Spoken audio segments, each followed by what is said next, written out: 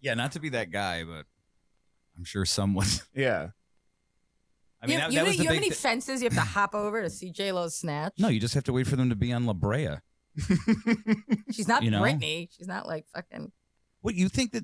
Okay, so in the paparazzi world, you don't think that people like who work at stores are like, hey, they send a text message to the paparazzi. No, and they they're do. like, It's hey, a whole J-Lo's setup. here. I get that. I'm just talking about the way J-Lo looks at 52 years old. Is completely 90% of it is because the woman hasn't smoked or drank probably It could for be the only most time- of her it could life be the only and time- works out like a maniac. You're also comparing her to 52-year-olds from when you remember 52-year-olds. When somebody was 30, 20 years ago, they looked like they were about to die. Yeah. Is that what I'm trying to do? Yeah. I don't, because I have I'm just pictures of my comparing 50 aunts and uncles from a wedding where they're my age now, and I'm like, you guys look like you're gonna fucking die. That's so What true. happened to you? That's true, because there's nobody fucking exercise. There's no Right. concept of it. But So you're looking at a 52-year-old today with stem cells and Botox and every drug imaginable that'll make you look. Yeah, they're gonna look amazing. that they woman- have to. I woman- know, but she denies I'm saying Yeah, she again, publicly of course, you're says it. supposed to deny everything. Deny All right, fine. everything All right, until fine. proven otherwise, and I'm then not gonna keep win this denying. argument. You're definitely not going to win with fucking Zach. Like Zach No, is. I mean, I'm just saying, like, Zach is solid, frighteningly so. Do you have an? in are this you good? topic, Are you good? You seem like you have figured out a way to spaghetti everything. I'm good. Are you okay? Yeah, Can we bring this in a little bit more? Yeah. Feel good? Does that feel good? feels good. Yeah. Thanks for Yes. being here today. Thanks, Mark. Thanks for showing up on time. Well, I thought you lied to me purposely so I could come like at that time. No, we told you the truth. Unlike women. Just kidding. Oh, So, okay, you ready? Or do you think we already started? No, we already started. Okay. So today we're here with Mr. Zack Hammond. How are you doing, sir? I'm doing well. How are you? I'm hanging in there, losing my mind a little bit. It shows. I know.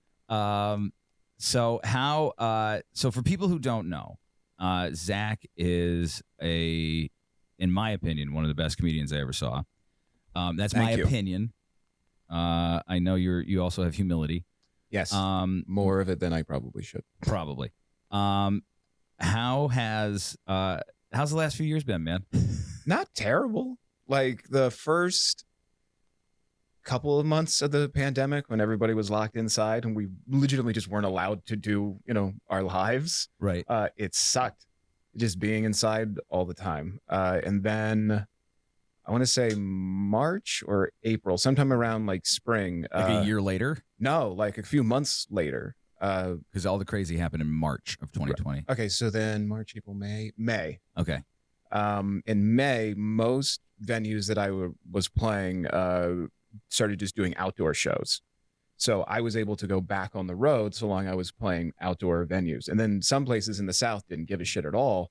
And then they're just like, you can just do a show anywhere. I'm like, okay. 'Cause I got COVID early on. Like I got it on Thanksgiving. Okay. I did too. yeah. I did too. Yeah. Okay. And it sucked. Like you really thankful? bad. I'm thankful I got the first string because I felt Yeah, like no, that was it's- some New York City shit Oh, where yeah. those You got the Tom Hanks version. those antibodies like He was they in were not Australia, fucking though, wasn't he? leaving. Didn't he get it in Australia? Well, he was on it. Well, yeah, he got it, but then he was like on a boat when all this shit happened. And then like last year, they're just like, you want to do cruises again? Like, this is where this fucking started. You want to do this again? Seriously? But yeah, I got the early round of COVID. My girlfriend and I both got it. Sucked for 2 weeks straight. I cried for like the first time in 20 Really? years. Cry? I was watching My Neighbor Totoro. That's an interesting name. Did you ever? It's Studio Ghibli. I don't know anything about that. Really? No. It's a movie with Studio what? Studio Ghibli. It's out of Japan. They're Miyazaki films. He's a fantastic Japanese Is he the guy who animator. did Moving Cloud Castle? Sky. Yeah, Howl's Moving Castle. Yeah. What was the one he did before that? There was another one that was nominated for like an Oscar or something. Spirited Princess Away. Mononoke? That one maybe, but I know Spirited Away was. Okay, I think, I've seen nominated. those. Okay, yeah, I just so- don't remember the director's name. Okay, so Yeah. he also made My Neighbor Totoro, and there's a scene in the movie where these two daughters think like their mom is dying, and they're with this main character Totoro, who's like this giant like cat thing, and they're just like dancing in front of like this garden, and then all of a sudden the garden just magically grows in front of them, and then the score that's playing behind it just hit me in a way where I'm just like, oh, fuck. And I Really? started crying on the couch, and my girlfriend was coming in the living room to check on me because she was doing slightly better than I was. Right. She's like, are you okay? And I'm like, yeah, I'm fine. We're fucking cool. I don't you didn't see this shit. Did she do that? Were you crying? No, she like noticed. She's like, were you yawning or crying? I'm like, totally yawning. I'm very tired right now. COVID's killing me. So I haven't. It's been about 10 years since I've had a good cry. Yeah. And for some strange reason, so my wife and I got it at the same time, right? Last Christmas. It's really I gave you convenient. my heart.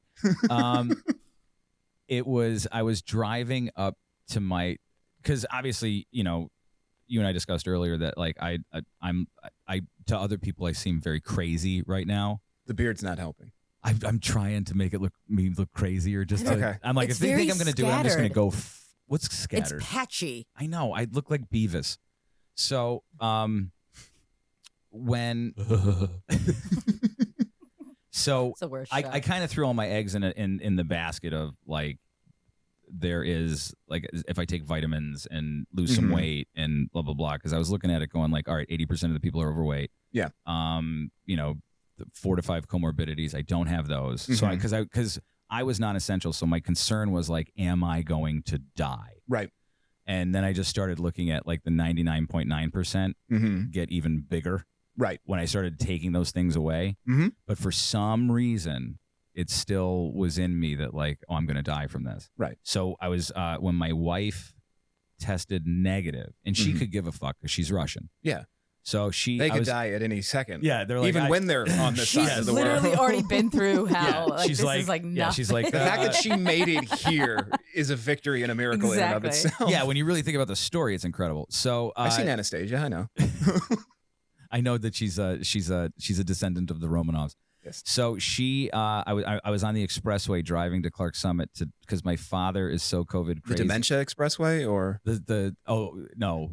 I don't know, one side of it maybe. So the Central Scranton Expressway is different than the other expressway. What dementia expressway? Joe Biden International Speedway. Oh my God! You know, I just recently saw that sign coming from your town, Yeah. Nanny Coke, Nanny and I'm Coke. like, when did they change this name? I When was you not weren't privy. looking, and they didn't. It was 2 weeks before Afghanistan, and my whole argument was like, give them time to fuck up. right? Yeah, before we say, hey, this should be a street. Give So- anybody time to fuck up. Everyone. So, anyways, I'm on the non-dementia expressway heading up Mhm. towards Clark Summit, and I call my wife, and she's like, "Well, I'm negative," and I just started to fucking weep, Yeah. and I weep. I showed up. My dad's COVID crazy. And I Mhm. show up at the house, and he opens the door, and I've been trying to cry. Like I went through this whole like spiritual awakening thing, and like Yeah. that was like my last barrier was to cry. Mm-hmm. And my dad opens the door, and it's just me, like, like just puddles. And Right. he's like, "Are you okay?" I'm like, "No, this is a good thing. Like, this is all good." And he's like, "You need to come inside." I'm like, "No. Like, it's good. I know you're afraid, and I don't give a fuck. But like this, Right. but I'm crying, and this is a good thing. I've been waiting for this." Mhm. So he insisted I came in, and I just sat in there and just wept like a little adolescent for like 3 hours. And That it you were was- negative and that you're alive. that I'm negative that I'm alive. No. You got the test results back that you were negative, or she? Well, no, because What made you cry? Because I kind of threw all my eggs in one basket, and I was like, I can't believe that we survived this. Right. Because at the beginning, like I was terrified, So Mhm. crazy. terrified. I didn't look at COVID like that at all. Oh yeah, and so then after that, Yeah. I watched The Matrix Revolutions. Yeah. Fucking cried at that. Yeah. I was like, Because oh, of how wait. shitty it was. I or- was like, Yeah, no, it's no, I was- terrible. We it all was- cried. It was terrible. But when it was Trinity that could fly, Mhm.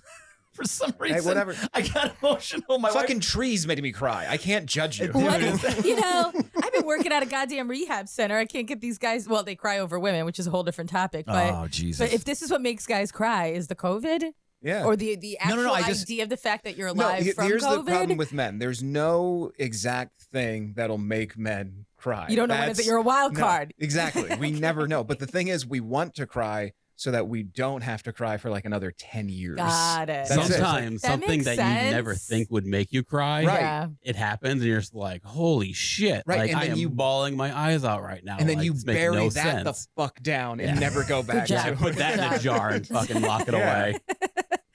along with your marijuana. It's all about just staying masculine, never accepting anything slightly homosexual in your life, never accepting anything that's like slightly pansy or whatever the fuck it is we think. That's all it is to be a guy. It's just make sure you never embrace anything like that. That's why you guys don't get over relationships. They said that in Right. that article I read. Said in the that, girl in that who study. doesn't get over relationships. No, And listen. that's how I'm we a die early, so we don't have to put up with this shit for very long. I called Mark, or I texted Mark, and I was like, I was writing this paper, Mhm. and I was looking at some research because this is just my personal observations where men have a hard time Mhm.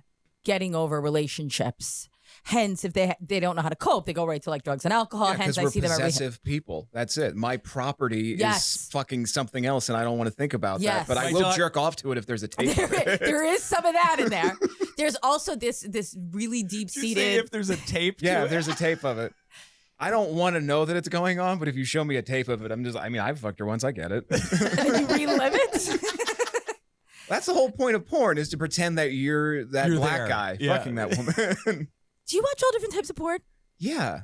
Like tranny porn, gay No. porn, or no? It's all regular porn. No, I'm not- I'm getting not off regular. topic. Okay, what do you mean like regular porn? well, though? 'Cause I'm there's saying still, regular porn. Even like in the genre of like porn, there's still all kinds of weird shit that you can do with each other, like to the point where you wonder, is this really, are enough people into this that they're making money off of it? All right, so let's go back. So you watch regular man-woman porn, Yeah. heterosexual porn. Man, woman porn. Oh, you do man, watch man, woman porn. Isn't that called the human centipede? Like, what is that? Well, that's just 20 guys. Is it a with it movie? makes movies. Is it a movie? It makes sense. All the parts work. If you did it like that, yeah. yeah, the Lego blocks work. that to would be make that. fun, like for like a comedy movie, just to put all guys together 12 and dudes just try to like in and out of each other. Like you I think guys you can gotta make a circle. Oh, 100%. The snake eating its own tail. How could we do Well, no, that? eventually you'd get just two dicks touching. No, each I don't other. think so because it's always front to back.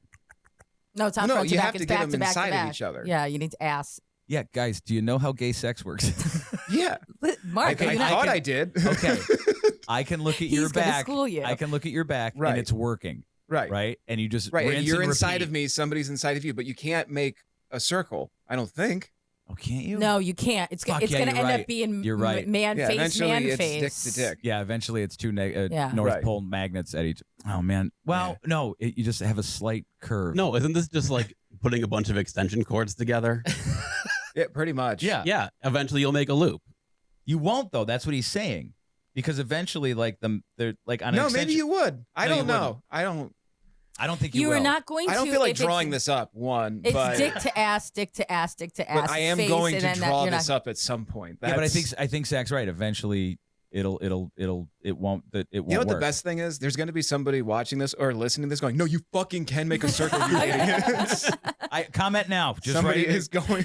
Can you do this? Just write it in the comments or share it to a group that would know if you can do I'm this. not I saw very f- good at logistics. That's why I can't. I saw 5 girls doing the same thing though. It Okay. live in action. That was interesting. Where's that at? That was at Wait, the like very, Requiem for a Dream live, or yeah, Yes, that- very yes. Requiem for a Dream Ass to live. ass. It was it was the big hurrah at the old Diamond Club before they built the new Diamond Club, and I get down there with like 2 of my girlfriends from All right. college. It's like 2 a.m. We're like probably the only Let's chicks there. continue this conversation. And then it was the strippers did they like exactly how you guys described the guys. It was girls Yeah. eating them out. Okay. Because I could throw my ass up in there, you could eat me from Right. that end, right? And then they were just doing that. You did this? Is that I what they didn't do said it, I to was a you? Like, did they spectator. just invite anybody in? Now the girls were like, all right, let's just get freaky. So the strippers 2 in the started to do morning, that. nobody's here except for you and me. It was packed. It was packed. Oh, So- bad. So, segue. Was it weird Fun tree playing? branch. Was it weird playing to audiences that were? You are so terrible at this. Run with what's working. Porn. So back to what you I don't want my mom knowing. You know, we're talking about our No, guest. somebody has to They're play like, the why- straight man in this scenario, Yeah. pun intended, and he's got to get us back on track. Well, because I want to know. Because okay, so one of the things that I never. I like So- how there's going to be a comedian. We should talk about guys fucking each other. fucking each other. Because that's appropriate. Yep. I remember. So when you guys were doing NEPA scene, like I just Mhm. loved hanging out with the comedians. Yeah. Because I mean, anything was on the table. Yeah. You could talk about whatever you want, no matter how offensive. Yes. And at the end of the day, humor was a thing that sometimes changed people's minds into being like, I never really looked at it that way. It's interesting as you phrase it for me. Right. Because I remember sitting around, I don't remember specifically what the things were, Right. but I remember sitting around. We never do. No, but I remember sitting around like you and Hopple and those guys and like, I was like, oh man, I never really thought about it like that way. Because comedians just have this way of just explaining things to like the lowest, simplest, easiest. Right. Because you work on your routine, you got to be quick and simple. It's the George Carlin theory that most of the time, like the world is already like fucked up, so you can just look at it and comment on it. But sometimes you have to look at the world at like a 45-degree angle, and then you kind of see things that other people aren't paying attention to because they have no reason to. That's our job, is to look at the world and go, here's something that's really weird. Have you guys noticed thought of that? it? Yeah. You're like a philosopher, really. No, I don't want to go that far. No, but that's what you're questioning. But it's low end philosophy. Right. Like we just talked for 5 minutes about whether or not you could get a ring of guys sticking dicks in each other's asses. Like And complete really, a circle. Yeah, that's really low end philosophy. They're not trying to figure that out in a calculus class. Apparently, it's high end math, though. Yeah, exactly. or mechanical reasoning. Yeah. So, and trust me, like when I started, I'm so proud of you that, you know, because when I met you guys, like it was like playing clubs around here is tough. Well, there's no clubs. That's part of the reason why it is. There's 3 comedy clubs in the state, I think. In the state? Yeah. In Philly and Pittsburgh alone, there should be. Hold on. There's Helium. There's the Punchline. There's Wisecrackers. There's the Harrisburg Comedy Zone. All right, I think there's 4 clubs in the state. Is Wisecracker the one up here, right? Yeah. The one up in the Mohegan Sun. Oh, okay. Or 5, depending on when they're doing shows in the Poconos. But a lot of like but established, this is a comedy club. This is specifically what we put this is on what our this is. 1099s or whatever. These are comedy clubs. I think there's like less than 10 in the entire state. So do you do this full time? Yes. This is your full time gig. So you Yes. must be good enough to make a living from this. You used to not be. I'm tolerable. Okay. I don't really I fucking hate talking up myself. No, I'm not. You could be humble. I get it. But I mean, this is your full time gig. Yes. Okay. And so how long has it been your full time gig? Like last 5 years. Wow. So part of the thing that I was getting to is like when you know NEPA scene was did their open mics and all that stuff, which was great, and it got like, otherwise some comedians they're just really funny people and they just don't start because they're afraid. Oh yeah, some people just have horrible stage fright and they just can't cope with being in front of people. So playing some of these rooms around, like some of the bars, there's no rooms around here. You're playing bars back then, right? That's what makes you good, is to get the attention of a bar. If you can get the attention of a bar crowd, people that don't give a shit Drunk about you Irishmen, to begin with. yeah. Not even Irishmen. I'm just saying there's that some 'cause it's Italians Scranton. too. And Polish. Oh God, the Polish and German. They're all sad. yeah. That's why they're drinking. If you can get a bunch of drunk Indians to laugh at your job. Oh, I see. I've never seen that's where Indians you went. laugh. Can they laugh? I Never know. seen it. I watch Gandhi. Nobody giggles. They're one of those laughers Every time where if an I see oil you, I pipeline laugh. explodes and kills a bunch of white people, Indians are laughing their asses off. I think that's Middle Easterns, but you might get your. So- Oh, that's the one you're talking about. All So- right. I was talking about the indigenous peoples. but like the there was a joke there. I'm so happy I didn't say it. So when you were playing those rooms, right? Yeah. And you always had, like, I think you knew especially at that time, you're like, I this is what I want to do. I knew from the time that I started in college, this is what I wanted to do. It was just because I remember I started off as an accounting major in college. Oh, Dan. And I realized very quickly, it's like, I'm going to kill myself if I stick with this. Right. Because I just remember being in class and like the teacher's like, if you are struggling with any of like this stuff, this is the most simple stuff that we can talk about right now. Eventually you're going to have, some mobster making you cook books. So if you can't figure this out, you're not going to want to do this forever. And luckily some English teacher, I wrote a paper and she's like, you should be an English major instead. I'm like, is that going to make me money? She's like, no, but you'll be happier. I was like, okay, let's go with that. So I was an English major and I'd always wanted to do comedy, but I had horrible stage fright. And a girlfriend of mine at the time just forced me to do an open mic. I did it. It was meh, but I'm stupid. So I just kept doing it. I just kept going back every week, and I got a little bit better and a little bit better. And then now I'm just here. I'm What was your concern with the stage fright? If there's you like no- when you think there's- about it now.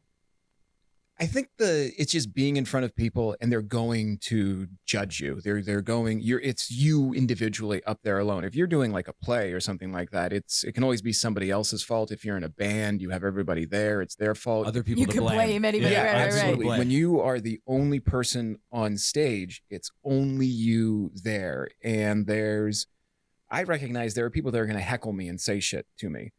I didn't have the tools at the time when I started to know how to deal with the heckler. The first time I went on stage, I announced I was an English major, and some lady goes, "Well, good luck with that." And I was just, go. I was just like, "Yeah, thank you," because I didn't have the tools to go, "Shut up, bitch." Like I didn't have that ability. I do now because it's that simple, which is whatever. But when you start, it's just, if you have stage fright, you're just like, I don't know what to say, because they're going to judge you, and then you want people to laugh at you for the joke that you make, not because you're screwing up. Yeah. So this, all of that is just built in, and you're just like, what's going to happen to me? And then eventually you just get over it and you don't care anymore. Like I can go up in any scenario and I don't give a shit what I say to people, because one, I know it's going to be funny now, or like if I bomb it, who gives a shit? They're still going to pay me. It's going to be okay. And then most scenarios where I do bomb, it's a place where it doesn't matter if you do well, like at a Christmas party or something, Right. or a birthday. Like who gives a shit? Where they don't even give you a microphone. They're just like, exactly. Yeah. So now you've rationalized it to believe there's another payoff going on. In a way, yeah. That, like, again, if it's just something dumb that doesn't matter, like a birthday party, or like I get a story out of it, and I may not be able to tell it Even on a stage. bad one. Yeah. Yeah. Well, no, anything time that you bomb, it's great for a story, because nothing's funnier than you fucking up and things going horribly. Right. Nobody wants to hear about everything going well. Right, Yeah. right. That's why we hate billionaires right now. Everything's going great in their lives. We don't want to hear about how I sent a rocket to the moon. You're just like, well, that's a great story. No, we want to hear about that thing falling to the fucking earth so we can judge them. That's what we want to happen. It's so true, because even if you get into the radio business, people don't want to. They want to hear all the bad dates you went on. They want to hear all the fucked up shit you did, all the humiliation you've gone through, and then because you've distanced yourself from the story. Right. Some people will say to me, "Oh, how could you tell those stories, or how much can you tell about your life?" I'm sure. Do you joke about your life a lot? Like, I don't know if you. I mean, we can get to that, but I joke about anything that I think is funny. So if something going on in my life, then yeah, I'm gonna joke. When I got divorced, I did like 20 minutes on that. divorce. oh, you've been married and divorced. Oh yeah. But like at that point, the story is not yours. It's just a story. There's like it's a still distance. it's still my that's how I see story, it. because for comedy anyways, people are going to tell if you're not being authentic. So if I'm just telling a story, that's the issue sometimes with doing stuff over and over, that if you do a bit for too long, you do lose the reality of it, because you don't give a shit anymore. So you're just kind of going blah, blah, blah, blah, blah, blah, blah, blah, blah, blah. Oh, that's And true. they're- The emotion's not behind. Yeah, it. it's no longer there. So that's why for me, I have to turn over material a lot. Like every couple of years, I will do a new act. I'll record it or film it and then put it out there and then start a new act, because I can't keep doing the same things over and over again, because you lose your passion for it. And that's how you end up like somebody that does it for 40 years and they do the same act for 40 years. And Does that person hit watermelons? some of them do. Yeah. Some of them I hit never- watermelons. I'm not making this up. I have watched people headline at clubs and they still talk about changing the channel with a pair of pliers. I'm like, No. who the fuck is still alive that understands that joke? Yeah, it's like remember all the dirt in the dust bowl? You're like, Yeah. what the fuck? There are comics that still do that, and they've never changed their act, and they're miserable about it too. And you can see it in their dead eyes. They just hate the fact that they're doing this, but it's the only job that's available to them Do now. you think it's because they got like one good routine and got lazy? Yes. I was literally going to ask that so question. there was It's a the thing laziest. that there's some things with comics like from the past that it's just, I got my act. That's it. I got my 45. I can headline at clubs now. The act always kills. I don't have to do anything else, because there is a fear in having to come up with new shit, because you basically start back at zero again Every time. Yeah, and that's horrifying. Like, because when I start doing new jokes, that's me back. I'm going to open mics and working out shit again, and I'm in front of people that aren't there to see comedy sometimes. And even if they are, they're at an open mic. They don't expect you to do well. So even if so you would think like, oh, well, the bar's low. It doesn't matter. It does, because you have to figure out at that open mic what's going to work. And then you have to take it in front of people that are paying you to say it. Right. And it better fucking work because you are wasting their money if it doesn't.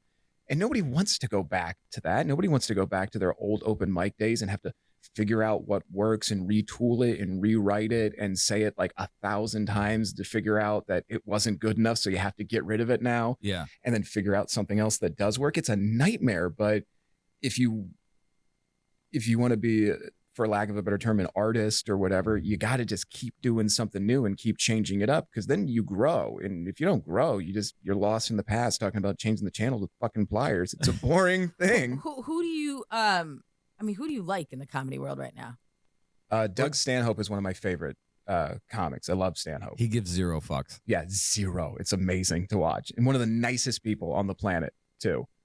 Who's he's very good friends with Johnny Depp. Yeah, Is he? very good. Oh yeah. Okay. Yeah, Stanhope wrote an op-ed about how Amber Heard is a monster.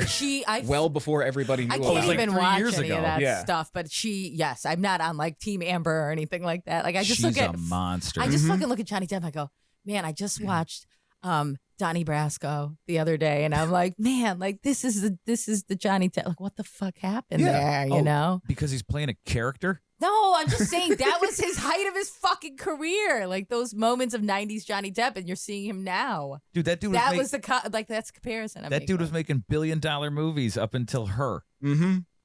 And now he can't. You don't think he'll get hired He got again? kicked out of the Harry Potter franchise. That's what she did to him. Like, Yeah. He was supposed to be in it. And He was Pirates in of the Caribbean. No, Pirates. You're not Harry No, Potter. Fantastic No, Beasts. he was in. The prequels. He was Or Grindelwald. those are the prequels. Yeah. The prequels. The Yes. prequels. I'm a big Harry Potter fan. I'm just saying that. Well, clearly you not are. No, I couldn't get into the prequels, like the first Griswold. I'm not Beast saying they're thing. great. I'm just saying. Well, they're good to watch when you're stoned. Like would that's, not know. I know you wouldn't. I'm just letting you Look, know. it's more Harry Potter. So like, No, I get give it a it. shot. Exactly. Hey, speaking of drugs, though, you were saying off the air that you don't Speaking of drugs, though.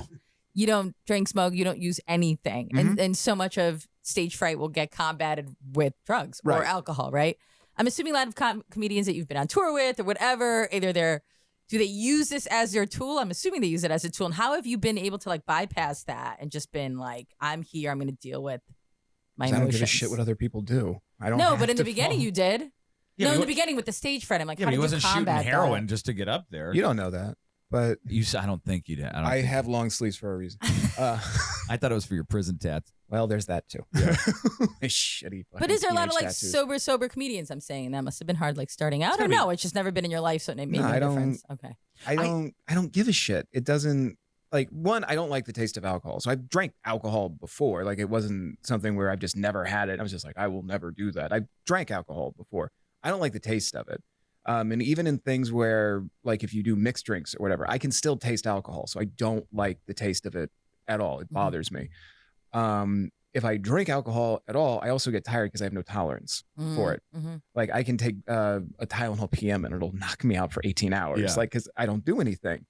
So I have no interest in it. Even if I tried starting now, I have to build up a tolerance over 5-10 years. I don't have time for that. I don't want to do it. Nah, you could build it up pretty quick. But part of the thing too is like, And also, I don't like not being in control. Like when I was in college, and I smoked pot for like 6 months straight, and it never did for me what it does for everybody else. Like whatever euphoric feeling people get when they get stoned, Right. it never happened to me. I was just like, everything's like slowed down and is kind of mushy right now. And that just didn't do anything for me. So I was like, this isn't fun. And I gave it, I gave it 6 months. So Yeah, I would have gave it a good six try. yeah, it just didn't do anything for me. So none of that stuff interests me. And again, like I said, I don't like not being in control. I have to be aware of everything that's going on around me.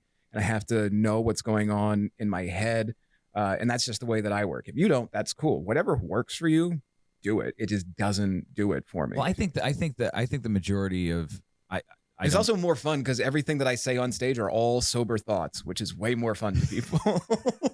But going to what you say, I mean, you probably find this too, where a lot of times, like the comedian, look, if there's, I think most comedians, if they had the choice of being a comedian or being the lead singer of a band, Mhm. it would be a toss up for them because they think they still want to party and get the girls, and Yeah. and I think that You get way more pussy being in a band than you do as a comedian. I can tell you that's not true. How How? because I never got laid from my band. You were in a band for like 5 minutes. I was in a band for Dan. How long was I in a band? 4 years. It was sad. See, It was sad. once you get to 5 years, that's when everything starts coming Right. together. I just didn't stick with it long. It was the time limit. That's what was wrong with Yeah. us. What were you doing in the band? I sang. It was sad. Oh, Were I you do good at remember singing? these days. I wasn't Yes. bad. Was I bad? I wasn't bad. No, we were. But it was. Did you have? It was mostly for drinking. It was mostly Okay. because you can drink for free and every now and again. But it was like you know what it was? It was just a lot of sadness, no direction, Right.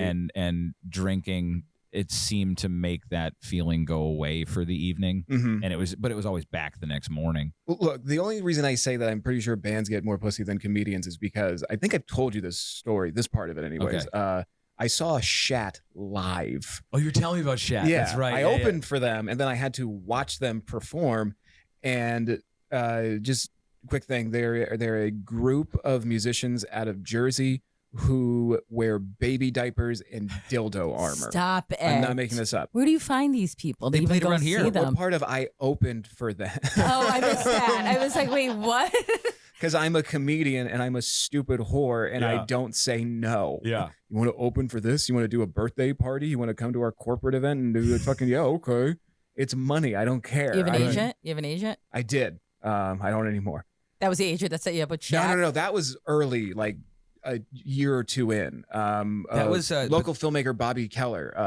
got Hooked you him. up with that? Yeah, and he's like, "You want to Oh, open for boy. Shat?" And I'm like, and I don't pay attention to like music or anything. Yeah. So I'm like, I don't know who they are. It's like, it'll be a lot of fun. And literally the audience is like just neo-Nazis there to fucking see them.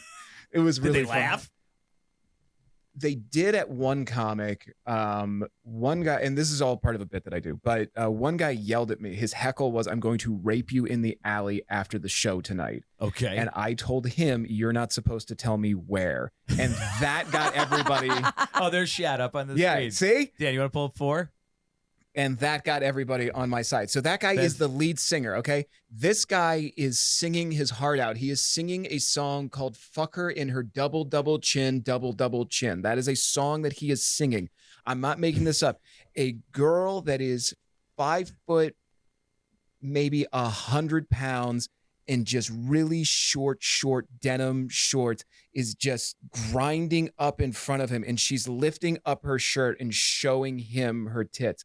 This chick is showing that thing her tits, okay? Don't ever tell me musicians don't get laid more than comedians. All right, fair enough. You Fair didn't have a enough. hook. That's what your problem I didn't have dildo armor? Yeah, exactly. No, but the issue is you didn't have a gimmick. who No. sits home and thinks about, you know what, this is going to be the theme of our band. We're going to walk around with diapers on and in that guy's- dildos in that guy's and get an defense- audience and a following. In that guy's defense, he was shot in the head and he survived, and then he had the idea to become Shat. So sometimes Jesus. brain damage is a benefit.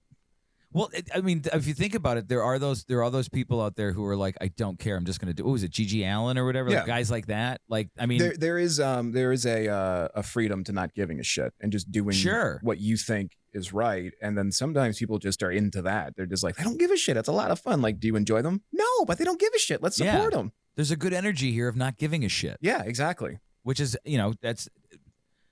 I think that's the thing that for bands like that. I mean, it's that's the allure of them. You Yes. don't know what you're gonna get. You have no not idea. at all. Their one and only album that they put out is called Country, and it's I can spelled only guess. CUNTREE. And there's a picture on the album of a tree that looks like its legs are spread. At least This it was is art. It's pretty creative. Like, I gotta give him, like, I've made fun of him, but it's pretty goddamn creative at the end of the day. Did you hang out with the band Oh afterwards? fuck no, they did not like me, and I didn't care for them. Well, they were hard partiers, if I'm not mistaken. Oh yeah, at that time they were. I don't know Yeah. what's going on now, but oh yeah, like that whole show was just a giant. Where was that fucking show party. at? Do you remember where that show was at? I do, but the bar technically doesn't exist anymore. So we can talk shit on it. Good. Yeah. It used to be called Judge and Jury, Oh, I know exactly where that and is. then it became something else, and then it was like an Irish bar. Oh, it's on the square. Yeah. It's in downtown. the Irish Yeah, Wolf. yeah, It was yeah. like the It Irish was Wolf. it was the yeah. Irish Wolf. I can't remember if it was the Irish Wolf and they played there. It's It next to might the have Jewish been. deli. I don't know if the Irish Wolf is even around anymore. No, though. no, No, no. they're But Judge not. and Jury is now. Yeah. That's next to Yeah, that. so that was the building. That's where I opened for them. Why the fuck would they come to Scranton? There cannot They're be an from audience. here. No, he said they're from Jersey. What? Well, the one guy lived First here. of all, that's how you make money is you travel. No, And but then I mean, you travel, and then a band called Shat is going to go to a shithole like fucking Scranton because it all just kind of converges and melds together. But very the bar well. owner would have to go, listen, I'm going to hire this No, band. they care about the crowd. Because No. I'm going to have a crowd. So who the fuck would hire them thinking they're going to get a fucking crowd around here? That guy would let everybody play. Anybody that knew them, if you knew the bar owner well, you could just go, hey, this group needs a place to play this weekend. He's Do you like, mind "Sure." if they come here? Yeah.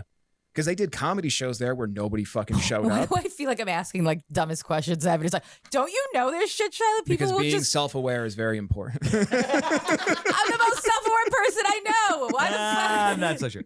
So, all right. So, I wanted to ask this while we got sidetracked. Yeah. Do you remember the first show where you like that Stage Fright was gone? Like where you're like, man, I fucking nailed that, even if you never told anybody. I want to say the third time that I went up at an open mic, I just had a really good set. And because I had the good set, I wasn't focused on everybody judging me.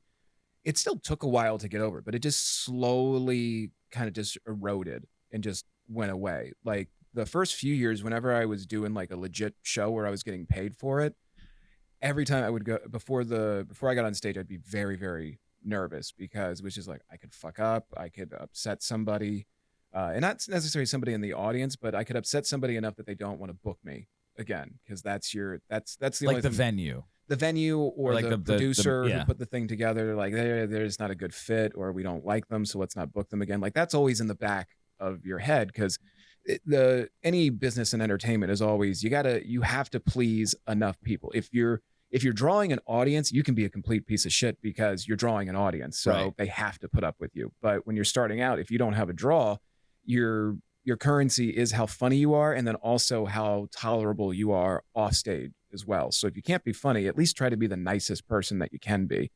And then my act, I've never really tried to be clean or for everybody. So from early on, I had to figure out how to do the shit that I do, and it wasn't always great. So, but that just over time, I figured out how to be me and make it palatable, or just get everybody on my side. And then that stage fright just kind of just slowly went away and just eroded, and I could just go up and it didn't matter. And then there are still some times where I might do a show where if I haven't been to the place before, I get like kind of nervous. But as soon as I get on stage, it's just like, well, you're at work now, fucking do your job or don't, but you're going to make out better if you do your job well.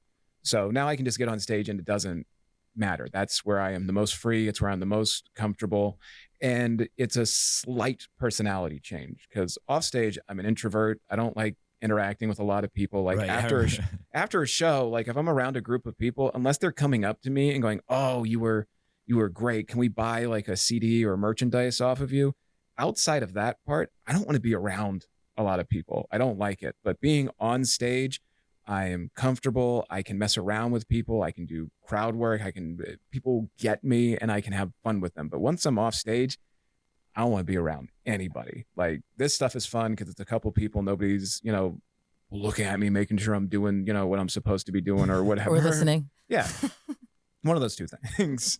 This stuff is fine because it's a conversation. I can do those. But when you're just like in a massive group, I hate fucking parties.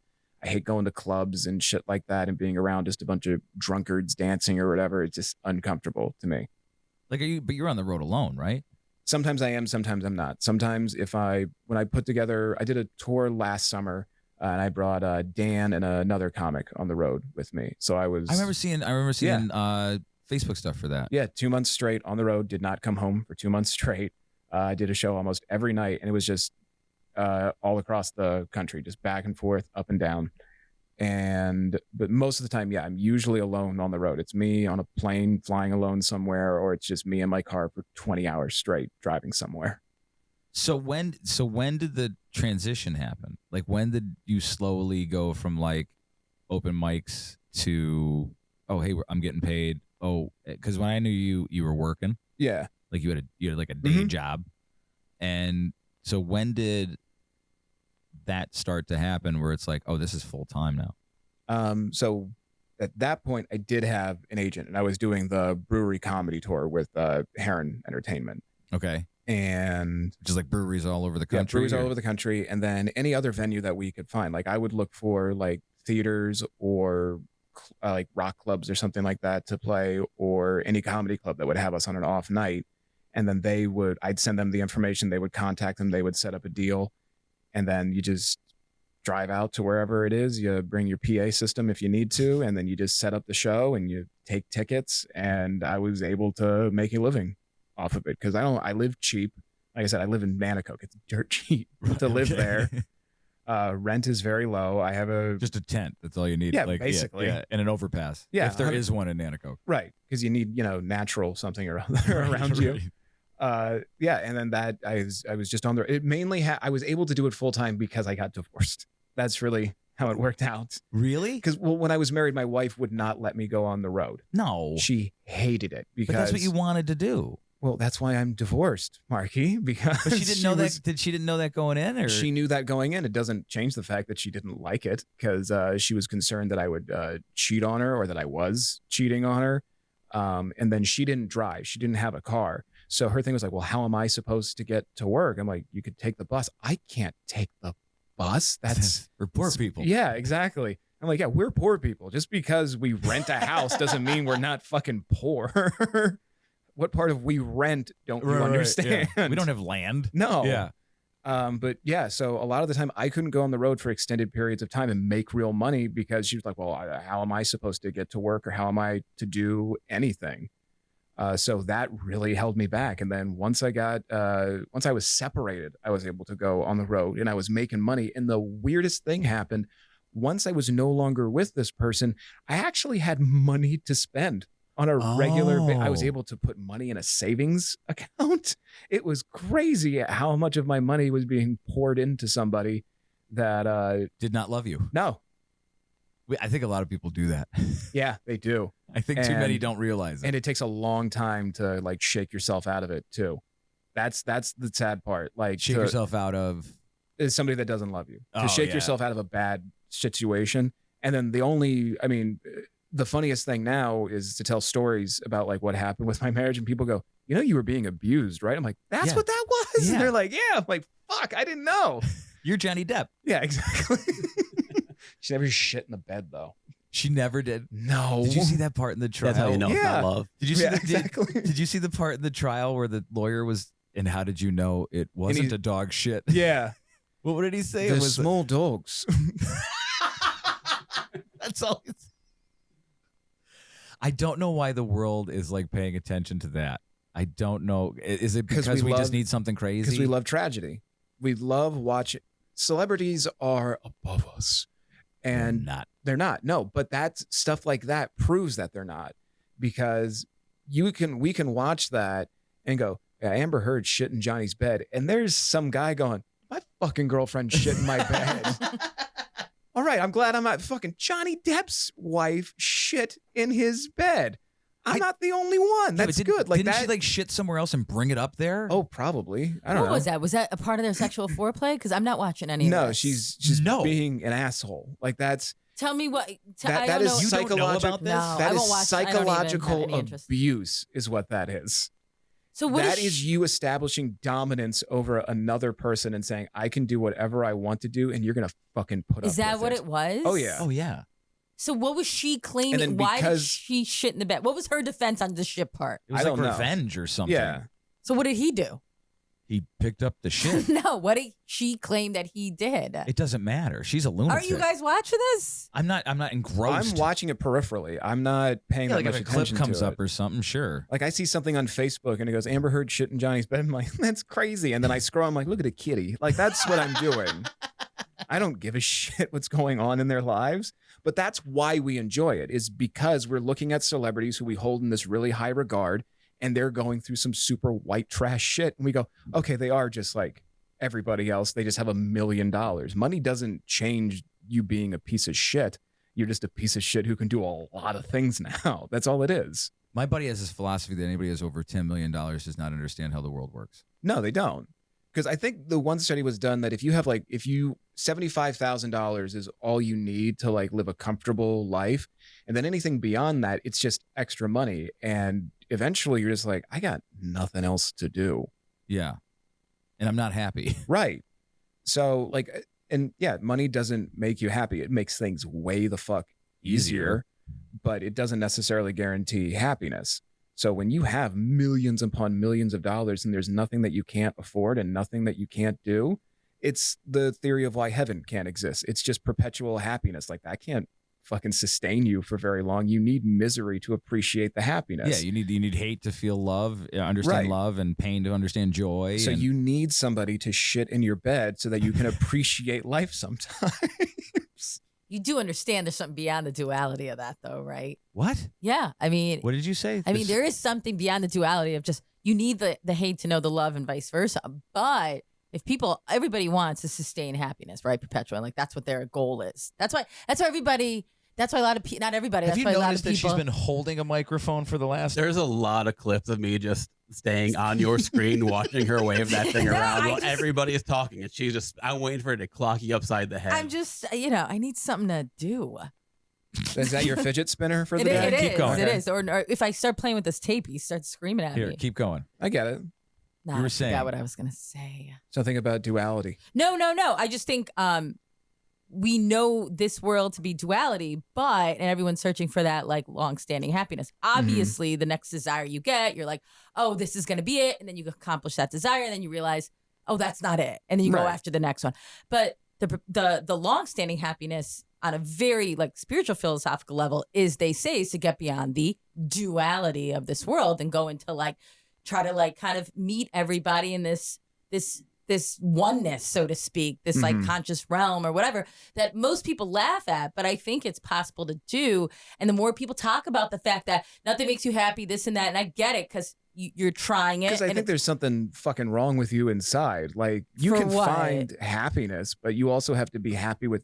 You're never going to be happy with anybody unless you're actually happy with yourself as well. You no, have to there's be no able to external live. cause for the internal. No, part you of it. have to be able to live with yourself before you can be with somebody else. Otherwise, you're just bringing all your fucking problems to them, and they have to figure it out. Like Right. that's But then we bring in things, we bring in people, whatever. And as Right. long as we practice like this kind of detached attachment, so to speak, which is like super hard to practice, we just get involved in the same bullshit again. And then when it leaves us, because it will, right. either through death or walk away or through, then Oh, we're that's gonna be great. I can't wait for yes, death. because then you're like, you're back to rejoining your true self or some shit. No, if because you then really it's wanna feel fucking death. over. You don't It's have to over. do It's anything. terrible. Your bills are Yeah, gone. Your yeah. problems are gone, and there's somebody else's. Now your body is somebody's problem. It's fucking awesome.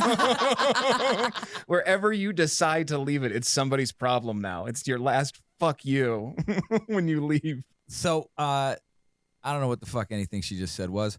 So, Yes, you do, Mark. We've talked about this before. yeah, but you said it in a way that I didn't understand it. Used a lot of multisyllabic words. Yeah, I didn't Are you understand like the pretending duality. to be dumb?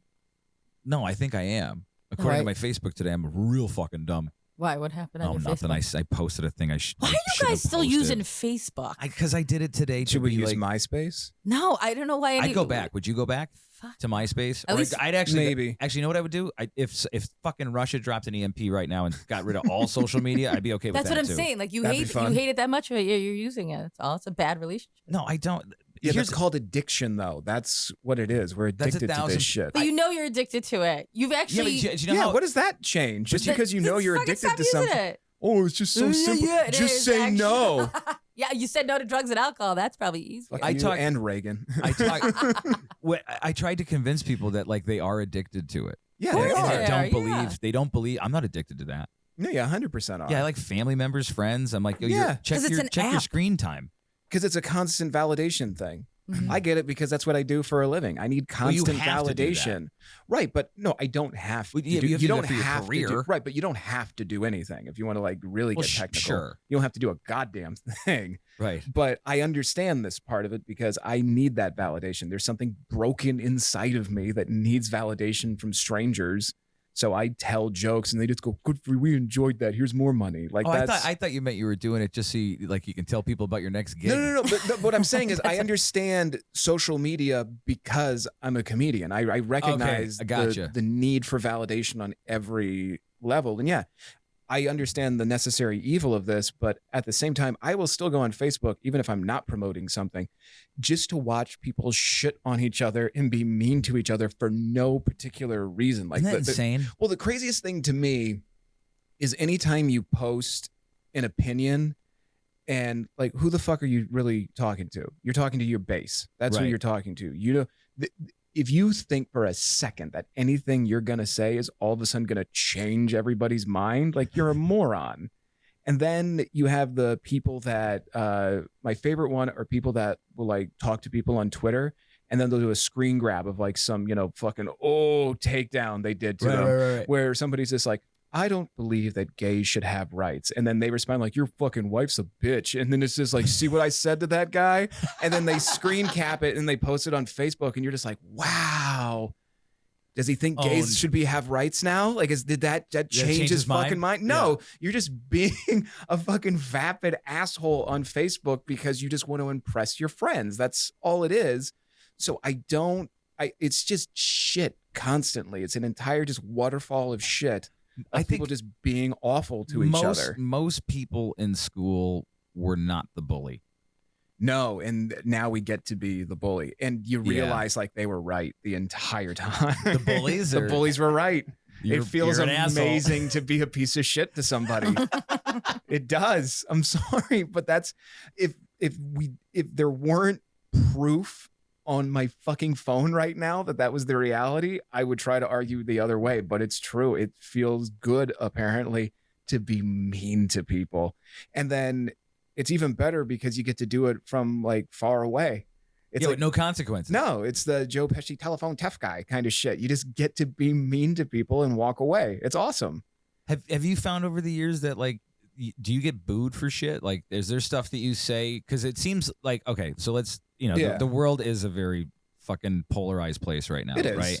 And it seems to me that comedians kind of stay, if they're really, really good at it, they call balls and strikes and hypocrisy on both sides. Yes, on absolutely. every side. Everybody's full of shit. Everybody's full of shit. So have you seen like a change since you started about like things you can joke about versus things that are like now you cannot joke about them? Like, do you self-censor up there? No, I just say whatever I think is funny, I'm going to say, and I'm going to figure out a way to say it so that people accept it. Like, that's why I do. I mean, one, I do the road because that's where I can make money and that's the avenue that's available to me. But also you do the roads that you can tell your jokes to every walk of life and figure out what works and what doesn't work and how to get people on your side that normally wouldn't be on your side. And you have to say it a certain way. And if you say things a certain way and people understand that it's a joke or they understand your perspective, you can get away with saying anything. There's still going to be people that get angry at you because, whatever the fuck is in their head. And those people, there's nothing wrong with getting offended. You're allowed to be offended, but you are not owed a remedy for being offended. Like that's the reality of it. Like, things are going to happen that you're not going to like deal with it. Yeah. You don't get to deal with it by assaulting people because that's just a law. That has nothing to do. Like, it's fucking illegal. That's prior to the joke. Yeah, exactly. Yeah. It's just illegal to assault people because you didn't like what they said. But there have been people, I've walked crowds before. Like, that's typically what you're supposed to do. If you don't like it, either shut up or walk away. You don't have to be around something that you don't like. Right. You can fucking leave. I've only had it happen a couple times where people have like yelled at me from on stage, or they've come up to me after the show and they're just like, that was wrong that you said that. And they just leave. One time, and there's a video of it on Facebook. Is it really? Yes. Because somebody was recording without my fucking permission. And then they posted the video on Facebook and I got goodwill from it. What happened was, I was doing a show in Appalachian or some shit part of New York. And I was closing out the show and I was doing some of my most simple material, dumbest material imaginable. Stuff that I know works everywhere that is not going to challenge anybody. They're just fucking jokes. Yeah. And this audience is just like, damn, we're not going along with that. And I then got into Like the Mitch Hedberg type shit. Vaguely, yeah. Okay. Like I did dumb jokes about working in retail and how I worked at a Dollar Tree, and I saw a woman come in one day and buy 3 ovulation predictors and a plunger, and wondered what the fuck is she planning, like that kind of joke. And they were just like, I don't get it. yeah, they're just like, ugh. And then I went into bits about how I got a vasectomy because I never want to have kids, and some woman in the audience like tried to say something. I was like, you need to shut up. You interrupted 4 other people before me. You're not going to interrupt me. Shut the fuck up. And then she left. And then around the end of my set, she came back in and she's like, are you ready to apologize to me now? And I was like, I ain't apologizing to nobody. Was that like the middle of your set? I'd say I had like 10 minutes left in my set. Like you're in the middle of talking and she Yeah. comes And back? she just comes in. She's like, are you going to apologize to me now? I'm like, fuck off. That's fucking And then unbelievable. she just kept coming at me. And I was like, you're an asshole. You know that? Like, you're an asshole. Your friends are sick and tired of your shit. They're telling you to shut your mouth and you just need to shut the fuck up. And then she got on stage. Like, so I'm standing on stage and Holy then she's shit. standing in front of me on stage. And she's going, say it again. I go, okay, you're an asshole. I'm not afraid to call you an asshole. The reality of it was she wanted me to call her a cunt so she'd have a justifiable reason to hit me. And I knew that. Oh, I knew really? exactly- When did you get getting called to cunt as a justifiable reason to hit a man? Are you looking at me asking me this question? No, or Because that's just the way some people, you do this like long they enough. immediately think you're gonna. That's your Right, That's your end because zone. I kept saying you're an asshole, and she goes, "Say it," and like you could just see it. Like you do this long enough, you figure out what people want from you. Yeah. It's kind of So- like when you look another guy in the eye and you're like, go ahead, fucking hit me. Oh, You hit me right. right Yes, fucking now exactly. because you know as soon as you do, it's on. Right. So I could see it. I knew exactly what she wanted. I just kept going, "You're an asshole. I'm not going to give you what you want, so you can do what you want." So she tried to swipe the mic out of my hand, but she just ended up hitting the cord, and I was still holding the mic. I'm like, "All right, are we going to keep doing this?" And then eventually the owner or one of the managers that night just came on the stage and went, "All right, everybody, show's over," and just took the mic from me, hung it up, and just ended the show right there. Really? Yeah. And everybody commenting on the video was just like, that is not the way you handle it. You should have just thrown her out. And yeah, that's yeah. what everybody's reaction was. Throw her out, get her out of there. If you don't like what somebody is saying, just leave. And you're causing the incident. I'm not up here deliberately picking on you. That's not my act. I don't like crowd work. I like just doing my act. Right. That's what I'm getting paid for. That's what I want to do. I don't want to fucking talk to you in that sense anyways. So yeah, that's the worst that's ever happened. The second worst, and I did a bit about it because again, it was funny. And I'll kind of get into it here. I was doing a bit about, I was in Virginia and the bit was about like a twist on gun violence, and that I was like, I don't care who you vote for. My thing has always been the 2 things that I think should always be important are healthcare and guns. I don't care what direction you go with them. More or less, it just seems to me when those 2 things are out of whack, a shitload of people die. Right. And the last time I checked, politicians need people to vote for them, and living people tend to vote more than dead people. Typically.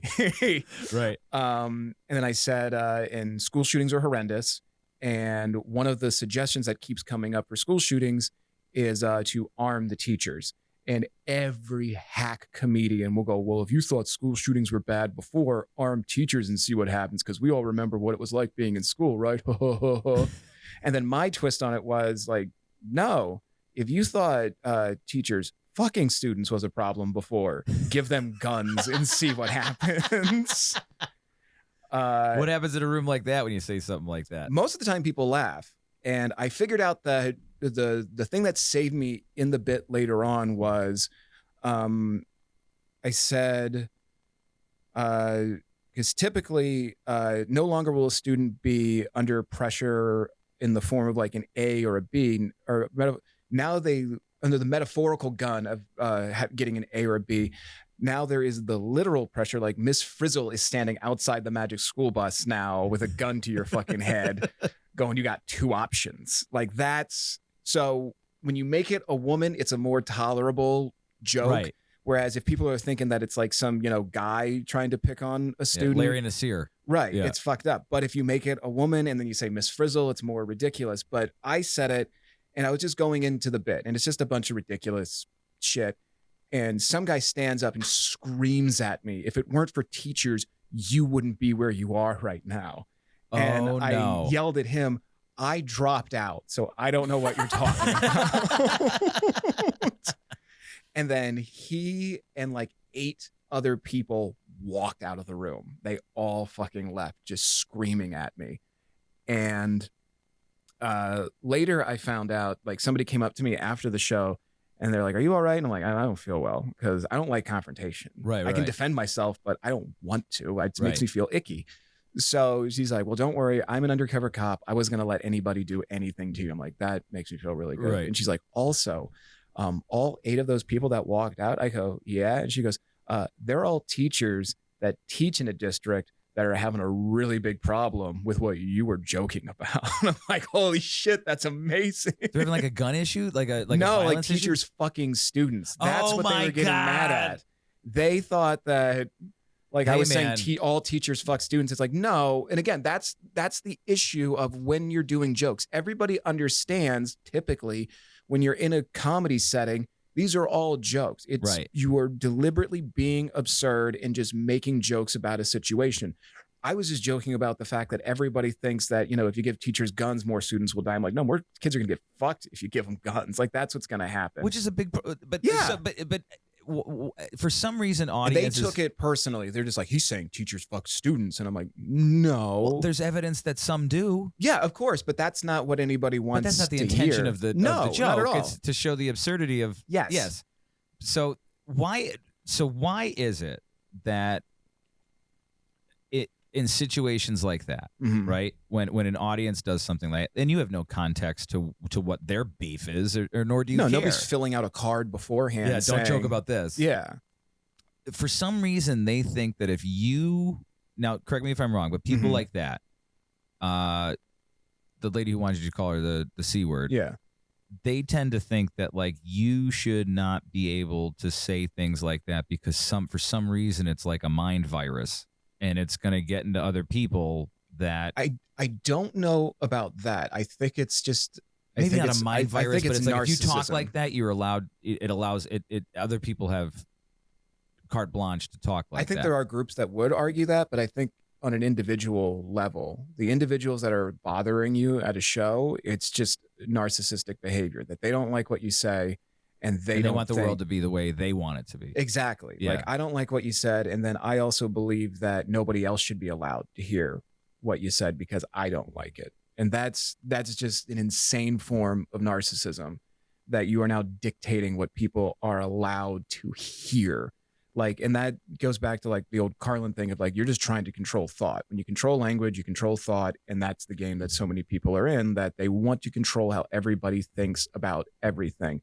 And if you don't think the right way, you're a piece of shit. It doesn't matter that you and I come to the same conclusion. If you don't come to the conclusion the same way that I did, you're a piece of shit now. So it's not even so much that we all agree on something. It's we have to agree on it for the same reason as well. Like, to me, that's what I've noticed, in my opinion. I could be 100% wrong.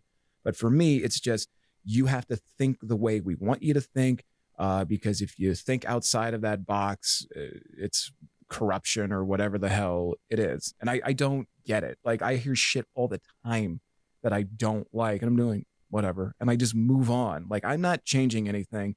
You're not changing anything. And then to dictate that other people are not allowed or should not have to listen to something, like, you don't get to fucking determine that. If people want to listen to things, Right. they're allowed to listen to it. Like, that's what free speech is about. And I might be into any of that shit because that's a whole fucking can of No, worms. let's do the I don't whole care. rest of the thing about the First Amendment. Let's Okay, go. that's Zach. fine. Define it for me. I'm kidding. I can No, say but keep whatever going. the fuck I want. That's it. And you can say whatever the fuck you want. And so long as you're not deliberately inciting violence and you're not trying to hurt people, I don't fucking care. People are going to say things that you don't like. That's the way of the world. And if you think that by like trying to eliminate a word is going to stop it, it's not, because the thought is still there. Right. And thoughts are not words, they're thoughts. We use words to express the thought, but the thought itself is just this amalgamation of just weird shit in your head that's flowing through there like a heart monitor. Like that's all that's there. So we're just using these sounds that we agree mean something to express those thoughts. Those thoughts are there, whether no matter what word, no matter what thing you are trying to eliminate, that thought will always be there. So that's why, like, and also it's crazy that your wife, when we used to hang out at Thirsties, she's like, I'm not going to do the accent. You can do the accent. It's fine. You can do the accent. Moose and squirrel. You can do she's the like, accent. there are things in Russia that if I told you these words, my family would kill you for saying them out loud. I'm like, I don't know what they mean. She goes, but they do. And then she got really close to me and put a knife to my throat. And I'm like, we can stop this right now. Okay. No, she'll continue going. See, Yeah. That's So that's what I mean. Like, that's a sound that I don't know what it means, but somebody else does. So to me, it's fucking meaningless, but to somebody else, it means something. So to have that argument and say that you're not allowed to say this word, it's like, okay, that's fine, but the thought is still up there. And again, that's just a sound that we agreed means something. Because again, this Russian chick over here said there's a sound that I can make to her parents that'll make them fucking kill me. I don't know what it means, but blah blah blah blah blah blah blah means something to them. Well, it's like like for instance, like when I just said the C word, right? Yeah. When you force people to say like the N word, the C word, the whatever. I mean, I think I heard somebody do this bit where it's like I'm saying it in my head. It's the Louis bit. Yeah. Yeah. He's like, you're not not stopping it. No. It's happening in my head. Yeah. Like if same thing with I don't know if you guys censor it, but same thing with the We word, don't censor. You can okay, say whatever the fuck same you thing wanna with the say. word retarded. That I think we should bring it back. That's just me. I don't care. I use Because whatever. trucking industry. Yeah, that's fair. That's why I want to. But if you eliminate the word retarded, if you think I'm using the word retarded because I don't like retarded people, just because you took away the word doesn't mean I automatically love retarded people. I would still not. And again, I have no problem with. But I think there's a separation that people mistake with intent. Well, yeah, intent is everything. Correct. Intent in context is everything. But some people think that if you just use a word, the utterance of it, right, it's automatically bad, and that's not true. It's context and intent. That's the way it's always worked. And now we're just going, we're retarding ourselves by fucking trying to control all of that shit. And it's dumb. You know somebody is a good person by how they speak and what their intent is. If you automatically just say like, no, you're a bad person because you said this thing, you're taking all of those things away. And now you're reducing people to a standardized, simple A, B, black and white idea. And you don't make friends that way. You don't make a utopia that way. You make a fucking dystopia. Yeah, exactly. You create a world where everybody is afraid to be themselves. Who the fuck wants to live in that world? Where you're under a police state? Why the fuck? Who would want to live in that world where if you now you have to worry if you're thinking the wrong fucking thing? What's like that? Thought Crimes? 1984. Yeah. That was a double speak, Dan? Yeah. I like Minority Report. The precogs. I like turtles. Do you find that on the road where people are like, I think that intent and context are tantamount to what is going on at least in comedy clubs, in comedy scenarios. Yeah, that's never been a problem. I've had people come up to me before a show and they've asked like, are you guys like PC woke comics? We're like, no, we are none of those things. And they're like, okay, good. And then we get off stage and we're like, I am so glad you weren't those things because you had a fun act and we really enjoyed that. And the craziest thing too, again, it does come down to context and intent. Just be trying to think of an example. I can't think of anything right now. But that's the whole point of comedy, is to say something wrong, but they understand your point of view. So there's an undertone to what you're saying that, no, they actually think the right thing. They're saying it in this way because they're trying to prove a point. Stanhope is a great example of that. He will say something really raunchy and really fucked up, but if you're actually listening to what he says, you're like, oh no, he's on the right side of history, whatever the fuck that means. he thinks the right things. He's actually a good person. He's just saying something fucked up because that's how you communicate with the masses. You tell a dick joke, somebody's going to listen to a dick joke way more than they're going to listen to, do you know what's wrong about that side of the aisle? And you're just like, fuck, I don't want to listen to this. Like, you ever notice that two dicks walk into a bar? You're like, I'm on board. What are you talking about? Like, that's the way you get across shit to people. Well, I think if I understand history, right, and I started over the last few months, years, I've started to look into like why things are the way they are, right? And, you know, comedy, it goes back to, you know, and you might know more about this than I do. It's like the court jester, right? Yes. They were the only ones that were allowed to speak truth to power. To a degree. To a degree. You know, they can't be like... The king would cut their fucking head off if he was too stupid to understand. But you know where the lines King are. Henry shooting blanks again, making another woman. Like, cut his fucking head off. Kill him, throw him in a tiger pit. Yeah. So, but it... What's a tiger? Throw him in the fucking elephant pit. But that was one of those things where it's like, even like at the time in that room, at a special occasion, it was laughter was the laughter and joy, and it was the point of it, because it was kind of like a release valve. Absolutely. For a lot of people. And you need those. That's something I learned in a sociology class, that those are built into society as well, that you need release valves so everybody can just kind of relax every now and then. Like Black Friday is built into society so that we don't fucking purge each other every other day of the week. We just wait till Black Friday, and I can stomp on a fucking grandmother's head to get an Elmo doll, and everything will be fine. And everybody accepts it. Like, it's just a statistic on the news where it is like 40 people were killed during the Black Friday riots this year. That is Black Friday riots. Yeah, that is down from 55 of last year. We're doing great, everybody. Like, and that's the way they look at it. No, every year we know somebody's going to die during Black Friday, and nobody gives a shit. We're just like, how many, like, people, I guarantee you that night, how many people died today? Yeah, I guarantee you there are Vegas odds on how many people will die. People bet on that shit, and we don't care. Those things are built in. We make up that shit so that we can live comfortable lives. We made up Mother's Day so that you can go all year long going, fuck that lady. And then one day you just go, I love you, Mom. And everybody just goes, he's a good kid. Like, that's what we do to make ourselves feel better. Yeah. Yeah. Do you remember, did you get censored when you were on the radio? You don't have to bring it back to me. Well, yeah, you have to follow FCC regulations. Oh, no. I mean, like, you don't have to. No. I need you to move in further so that the camera's in focus on you. Mark. I know. She's like, she wants to be out on like the back porch doing this. No, I'm observing. I'm just listening to the conversation. All right. What was your question? Did you mean the American conversation for just two white men fucking No. I didn't Stay strong, Zach. Stay strong. No, I didn't want to just sit in the back and just let the fucking white guys fucking talk I just about didn't want to interrupt. Speaking of that, I wasn't gelling in the beginning. I'm like, let me just back off. I want to hear what you do. Okay.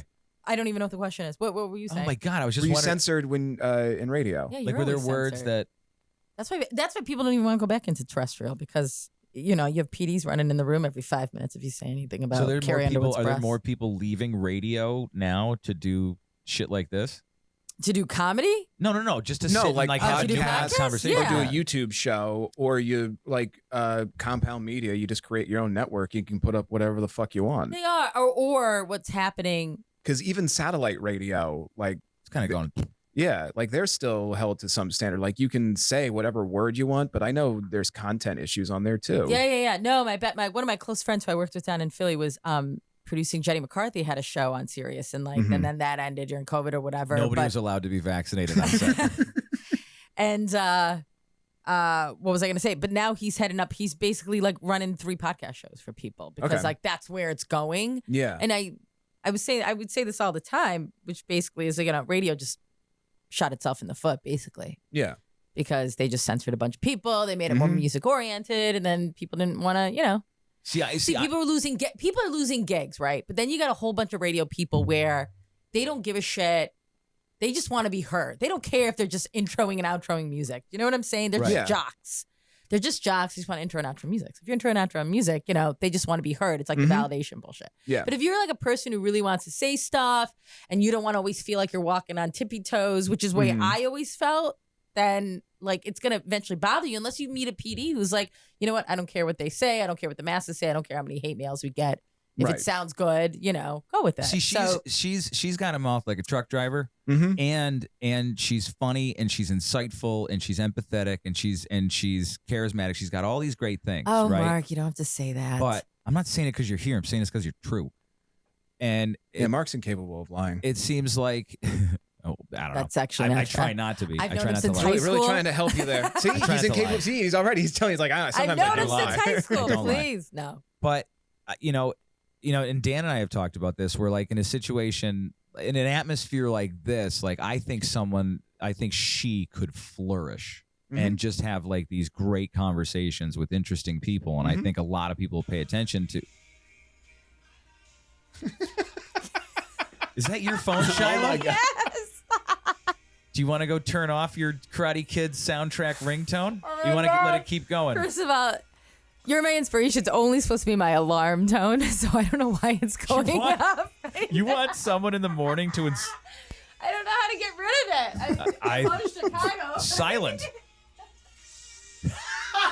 Jesus. Here, bring it over here. Bring your phone over here. Bring your phone over here. See, that to me is the universe telling me not to compliment Shiloh. You could not have made a more perfect moment right now than what Than just that one, happened. It was right. so beautiful. You're just like pouring your heart out to her. And then the Karate Kid just comes pouring into my brain. I saw your fingers on there. I'm like, is he doing that shit? Like, cause that's. I that, thought that I was doing it perfect. subconsciously. It blew my mind. I was like, I'm making this happen right now. How am I doing this? It's my magic of the moon. That was awesome. So, anyway. So I think, and what I also think is that I think that people are right now are aching for honesty Mm-hmm. and just a little bit of levity. Yeah. They want people to tell them the truth and tell them that it's not all fucking terrible. I don't know about truth. I just think they I just think they want people to be not honest. Yeah, honest. Yeah. Whatever. Yeah, truth is a relative. Well, I mean, there are facts, like but sincerity. I mean, yeah. They You know what are, I mean? but if you're working for the man, if you're an independent contractor, I mean, it's so different still than have someone to writing be- your check. Yeah, but you still got to play those rooms who are going to let you be Yeah. in there. Unless No, I no, have exactly. a following where I can just sell out anywhere that I go, there's still to some degree I have to play by You have to somebody's know your rules. audience, right? Yeah, I get it. I have to play by that. But most of the time, I can usually say whatever the hell I want. And again, that's because I figured out how to do that. There are still places where I'm sure somebody's gonna get fucking angry. Well, I don't know about you. If this fucks with you, I know if Why you do that? I got to pee.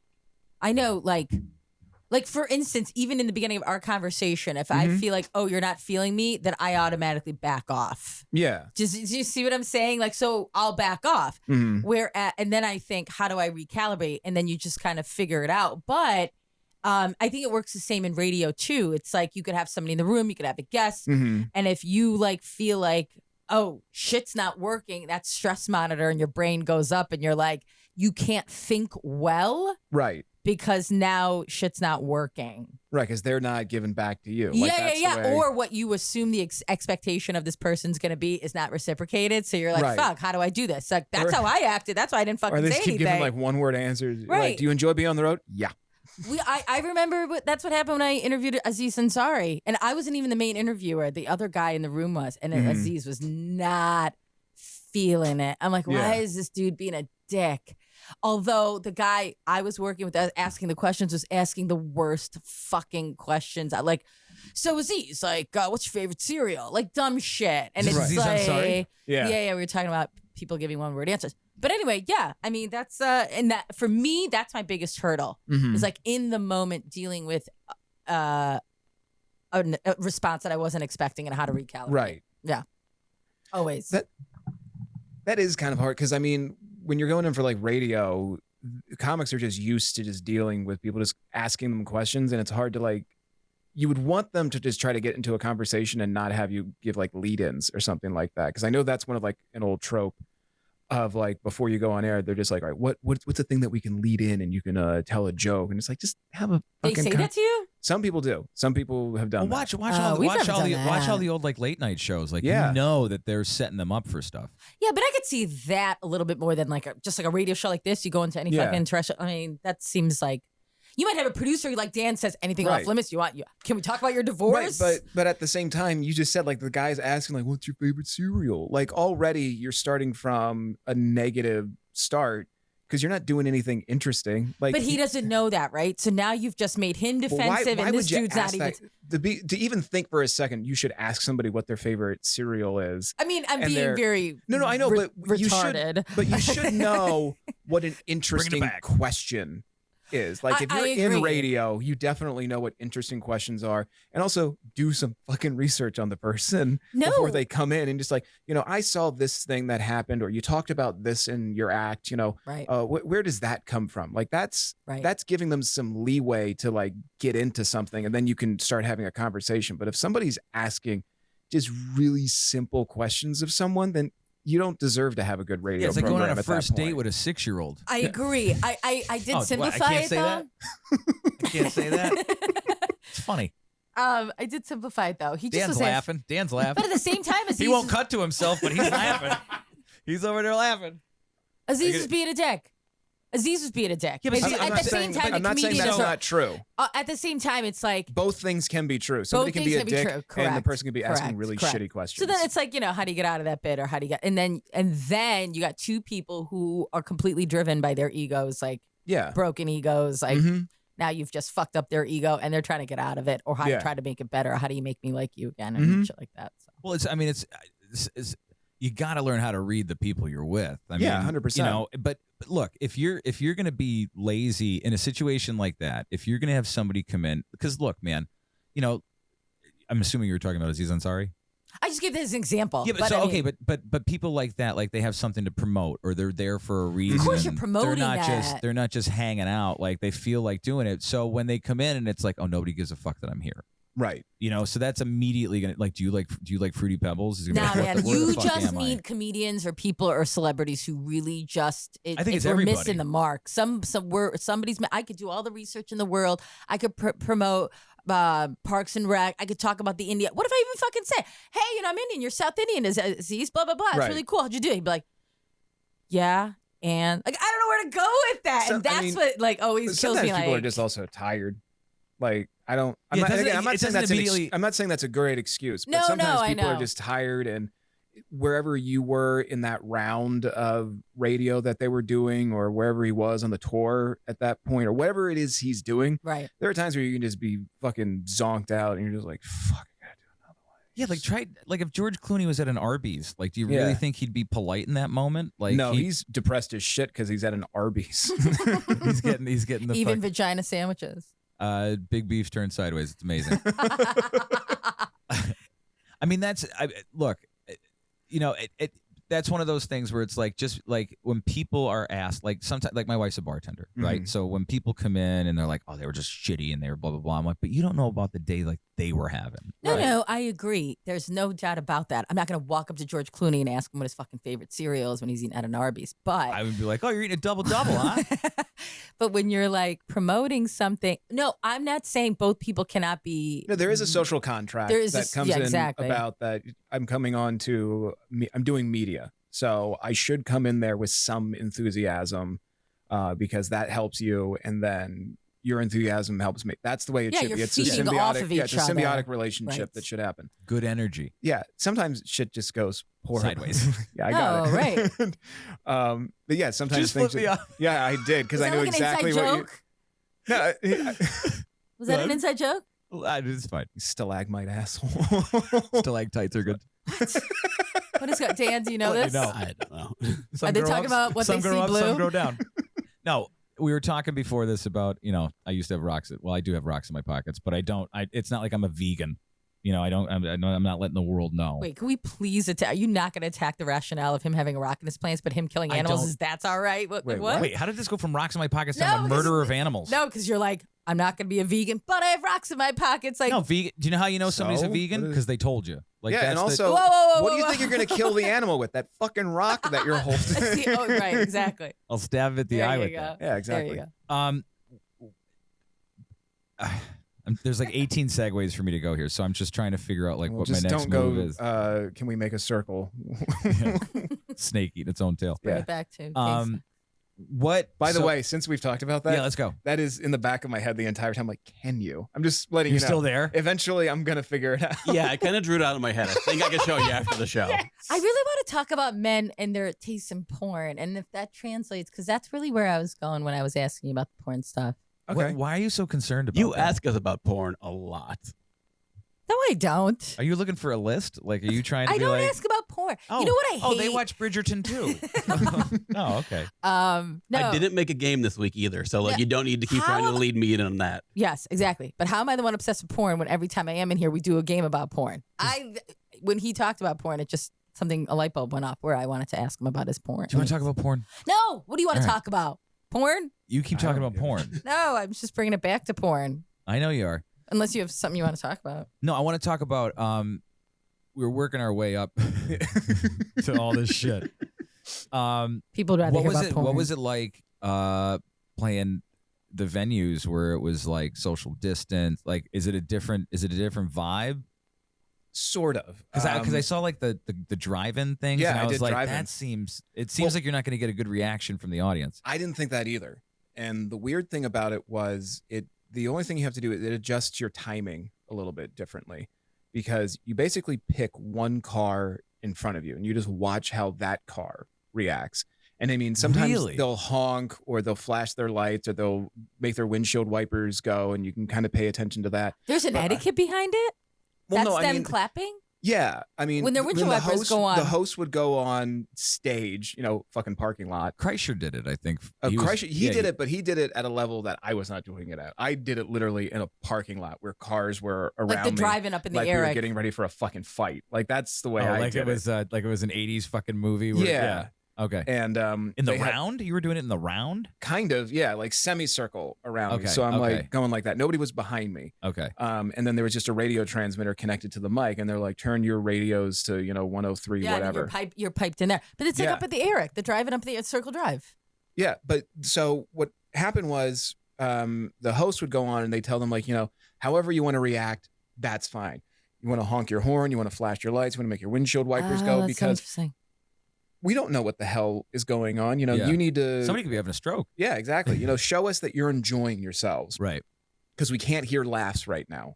So the way I did it was like I would still listen for like horns or whatever, but I would just focus on the people in the car and see how they were reacting. And then whenever they were done laughing, that's when I would go into the next joke. So you And were using a visual cue as an audio cue. I had to. Yeah. That 'cause- sounds like a 'cause- whole new discipline to learn. Because everybody's doing their own thing. Some people are flashing their lights. Some people are honking their horns. Some people are making their windshield wipers go. But everybody's doing something different. All those things are different, but everybody's still laughing. So you focus on that. And the best part about it was there really wasn't any limit to what you could say or do, because everybody's in their own little protective bubble. They don't have to worry about, like when you're in a comedy club and some of them will have like the lights up really high instead of making the room really dark, Yeah. you start looking around going, is it okay for me to laugh at this thing? But when you're in darkness, you laugh at whatever you want because Nobody's you're in there. anonymous. Nobody's going to judge you for laughing. So even in a comedy club, you have people You can. scared to even be themselves as a spectator. You can. If the lights are on and everybody can see people, yeah, some people get worried. But if you're in a dark room, nobody gives a shit because they can't see who's laughing. You don't know where sound is coming from. Right. So it works the same way when somebody's in their car. They're in their own safe little bubble. It's like you're back in traffic. You're like, I don't give a fuck what that guy's listening to. I'm having my own good time. So you can say whatever you want, and everybody is just like that's how you're watching him in a car. It's like, How fucking weird. It's like Herbie Goes Wild, like Yeah. all those little cars, but the cars are not Mhm. reacting to you. So I did drive-in shows, and they were fantastic. I did not think they were going to be good, but they were fucking awesome shows. I love doing it. I would do it again. What if you chose the wrong car? To look at, then he moves Yeah, his what if eyes. there's a bunch of shitty people are in there who don't laugh at anything? Like, you're in big trouble. Well, then you look at another car. Yeah, it's like Like- public speaking. You got to just hit the one person that you Yeah. feel like is feeling you. I thought you were just focused. Sorry. No. Well, I mean, you still like kind of peek around to figure out what's going on. But like, if everybody's laughing and having a good time, It you just, seems almost like truer. more honest. Mhm. That experience, so like they're in their own little bubbles. Yeah, it's no, great. that's actually the opposite of honest. No, it's not because It's they're not. honestly laughing and Yeah. not being Because timid about anything. That's true, but I know it's true. No, they have no no. incentive to make you feel good about themselves. They're in a car; they can fucking drive away at any moment Yeah. or That's run you true, over. but I feel like, but then to have that translate in a room where people are around each other and actually having to be themselves. I mean, I think that's the truest form of it. I don't think so. I think it's Anytime that know you feel I like can't, you are closed off and you're Yeah. reacting naturally, you're never more honest than that's that. Whether true, but you're I'm saying in a to have car that or in a group of translate, people. but have that translate, Yeah. and that's Okay. then that would be like that would be the ultimate. Is what I'm right. saying. Okay, that makes sense. that's Dan. I think to clear it up for you, it's kind of like who's the real person, Bruce Wayne or Batman? That just made me more confused. I don't know what the hell that means. Don't worry about Bruce Wayne. it. Hey, they can't all be winners. Okay. No, that was swing and a miss, man. I think I never even I thought liked about it that. too. Where Yeah. it's a more honest reaction to a more honest performance is in that environment. Yeah, and I mean, you're kind of like working together because they got to let you know that they're enjoying It's themselves. almost like participatory comedy. Yeah, it's really weird. And then the outdoor shows, even though everybody's separated, I only did like one show where it was like out in a field and everybody was separated on like an acre of land. And you're like, I don't know if the PA is going to make it to the people in the back. But every other show, they would, some places did like taped circles on the lawn. Or Yeah, they like the just 6 foot circles. yeah, or or they just something. Yeah. vaguely said, "All right, just make sure you're 6 feet apart," something like that. And those are still fun. And again, it all comes down to timing. You just have to listen to people react, and then when you think their reaction is at its like peak or just getting ready to fall, then you go into the next joke. And that's all it was just you're just learning timing all over again, and it's just fun. Like I never really had any issues doing those shows. It was just fun because most of the people were just fucking sick of being stuck inside. So if they Right. could come out to anything, they were excited to do it. So one, they're already happy to be there. So that's a win in and of itself. They're out, you're there to entertain them. And then, yeah, it's just like, oh my God, this is real human interaction. Kind of. I'll listen to whatever they have to say. I don't care. Let's keep going. Go. You go. No, that's okay. I think you told me one time that you'd prefer. I think I was talking to you about like success, right? And I think I said something to you like, Madison Square Garden or something like that. And Yeah. you said actually, the big arenas are harder to play because it's harder to gauge the reaction because the room is so big. Was that you telling me that? it's a timing thing again. Same thing with like anytime that you're in something bigger than like a standard comedy club, because typically they're designed for a perfect comedy scenario where they have low ceilings or the acoustics are such that when people laugh, you're hearing everybody laugh and you're hearing it all calm down at the same time, and then you can just keep on going. And comedy clubs are more like that with jokes. You can just go pop, pop, pop, pop, pop, pop, pop, pop. Right. When you get into bigger places, when you get into theaters, when you get into arenas, which I've played theaters, I've never played arenas, but it's the same thing that you don't necessarily have to wait, but you have to remember that what you said has to go all the way up to the guy in the cheap seats. And then that reaction has to come all the way back to you on stage. So your timing is way different. When you're in a theater or when you're in an arena, your timing is like bump, bump, bump. You don't get to do as many like small jokes, like the tags that you would do on a joke aren't always going to hit as hard as they would in a smaller venue because everybody's able to hear that and react to it in unison. Whereas with a giant venue, sound's going everywhere and then it's coming back to you at a delayed rate compared to what a club would be. Well, it's like the reverb slapback. Yeah. I So I like clubs a lot. I like small venues, but you're obviously going to make more money if you play larger venues, or you just charge everybody a shitload of money in a small venue. When's your next gig? He's got a whole tour coming up. Yeah, Oh, yeah, Dan, you did send me that. Yeah. Um, Shiloh doesn't like the pre-show. That's okay. What do you mean pre-show? I You pre-show. know, like look at shit. This is all he sent me. Zack Hammond in 5 days, or In his whole tour. in his whole tour. Yeah, all my dates that are coming up leading up to my special going taping. with? You have a Is it just you? special? Yeah, I'm recording a special at the end of July. Where? Karl Hall. Where's Oh, you're doing it that? down there in Wilkes-Barre? Yeah, it's down on Main Street in Wilkes-Barre. It's across the street from what used to I think be. I forget the name of the street. Isn't it by the Times Leader? It's like on 2 Main blocks down Street from the Times Leader or it's something? down the street from Times Leader. It's across the street from, I think it was at one point the Radisson Inn, but King's College owns it now. Zack I don't remember. Hammond. I know that's AJ Jump's place. Yeah, Yeah, I'm so happy they survived whatever this so onslaught am I. was. It's a fantastic venue. Yeah, I'm recording a special there. Nice. I've done only albums. So this is my first one where I'm actually getting video recorded, and it's going to be distributed to a bunch of different services and YouTube and Medford, Oregon. Tubi. Yeah. This weekend? Yes, Have you been there before? I have. How was the crowd out there? I feel like Great. there was okay. Boise, Idaho is like the new place to I be. love Boise. Everyone Boise is says so much that. fun. Yes. Then Myrtle Beach, Newark. Which is Yes. different. Delaware, not Delaware, Jersey. right? Newark. That's how they pronounce it that way. You have to say Newark, I think, right? I'm not even. I have no saying idea. I just pronounce words the right way. No, Newark, and then there's Newark, Jersey, Newark, Delaware. They fucking. I'm with you. Stroudsburg, okay, Danville, okay, and then you're back in Wilkes-Barre on the 7th. July 29th. Yeah. July 29th is when I'm in Wilkes-Barre recording. That's special. the special. That's Yeah, where I'm you doing end 2 it. shows. One I think at 7 and then one at 9. Are you recording both? Yeah, for editing. And then you're purposes, 'cause- hodgepodging them together? That's what they always do. Yeah. I'm hoping just to get the first one really good, and then the second one is. I mean, Like no tight matter. is tight.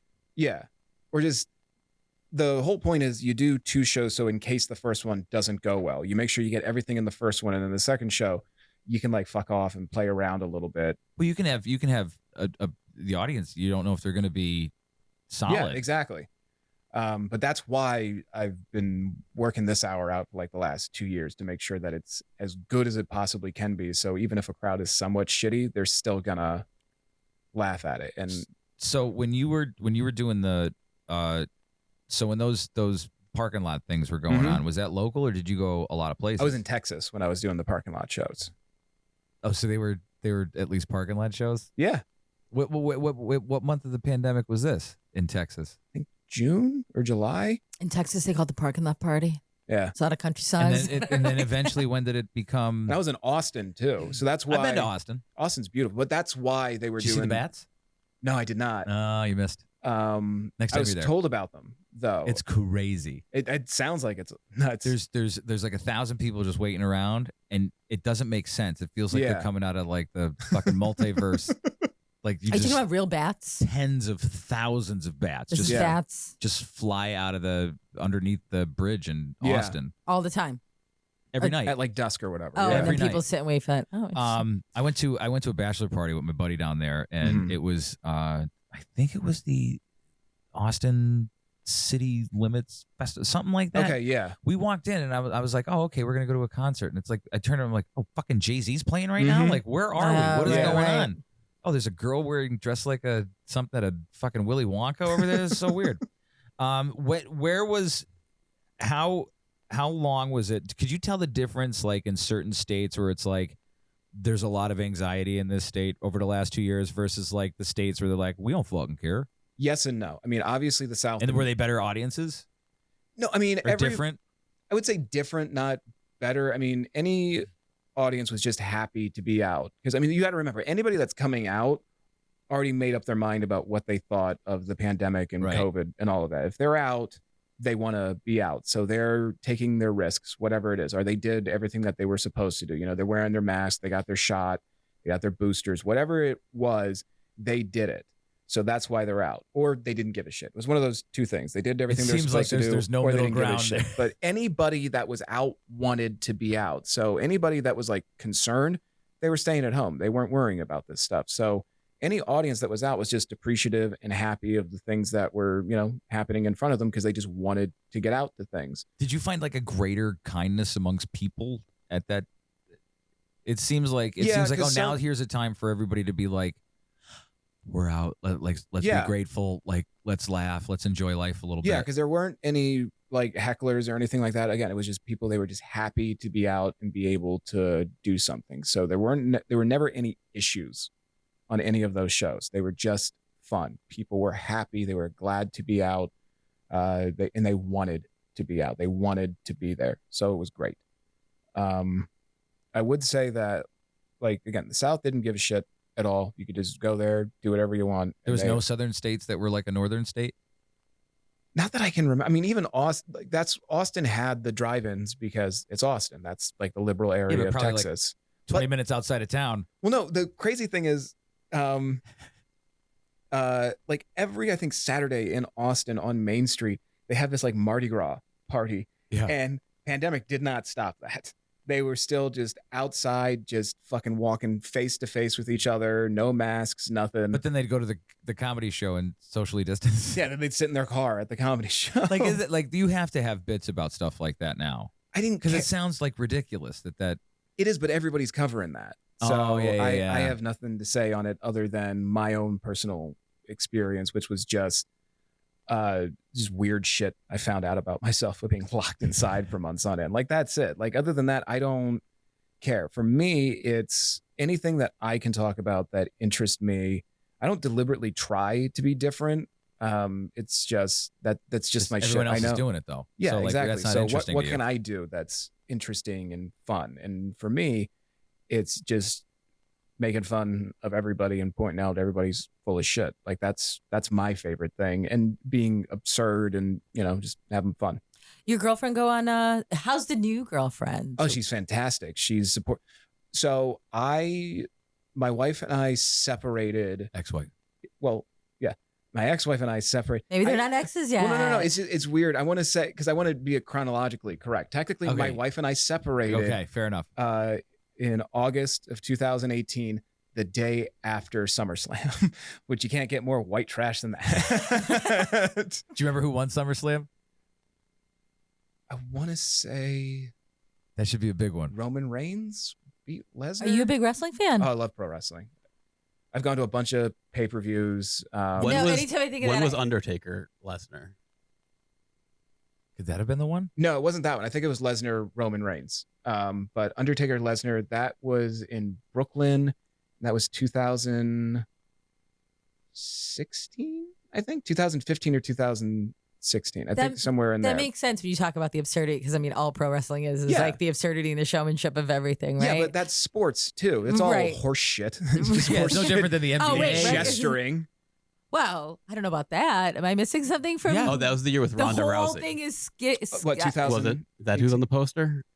What are you looking at, Oh, I Dan? thought- Oh, we're all looking over there like No. No, I mean, no. this I'm sorry. whole thing is scripted, but like an But I know NBA it was game is 2000. not. It was August of 2018, the day after SummerSlam is when we separated. And I can't. I think it was Roman Brock, but anyway. Yeah, it is. Go me. Anyway, so we separated, and then I slept. Dan was staying at a friend's house, and then for like a couple days, he let me sleep on his friend's couch.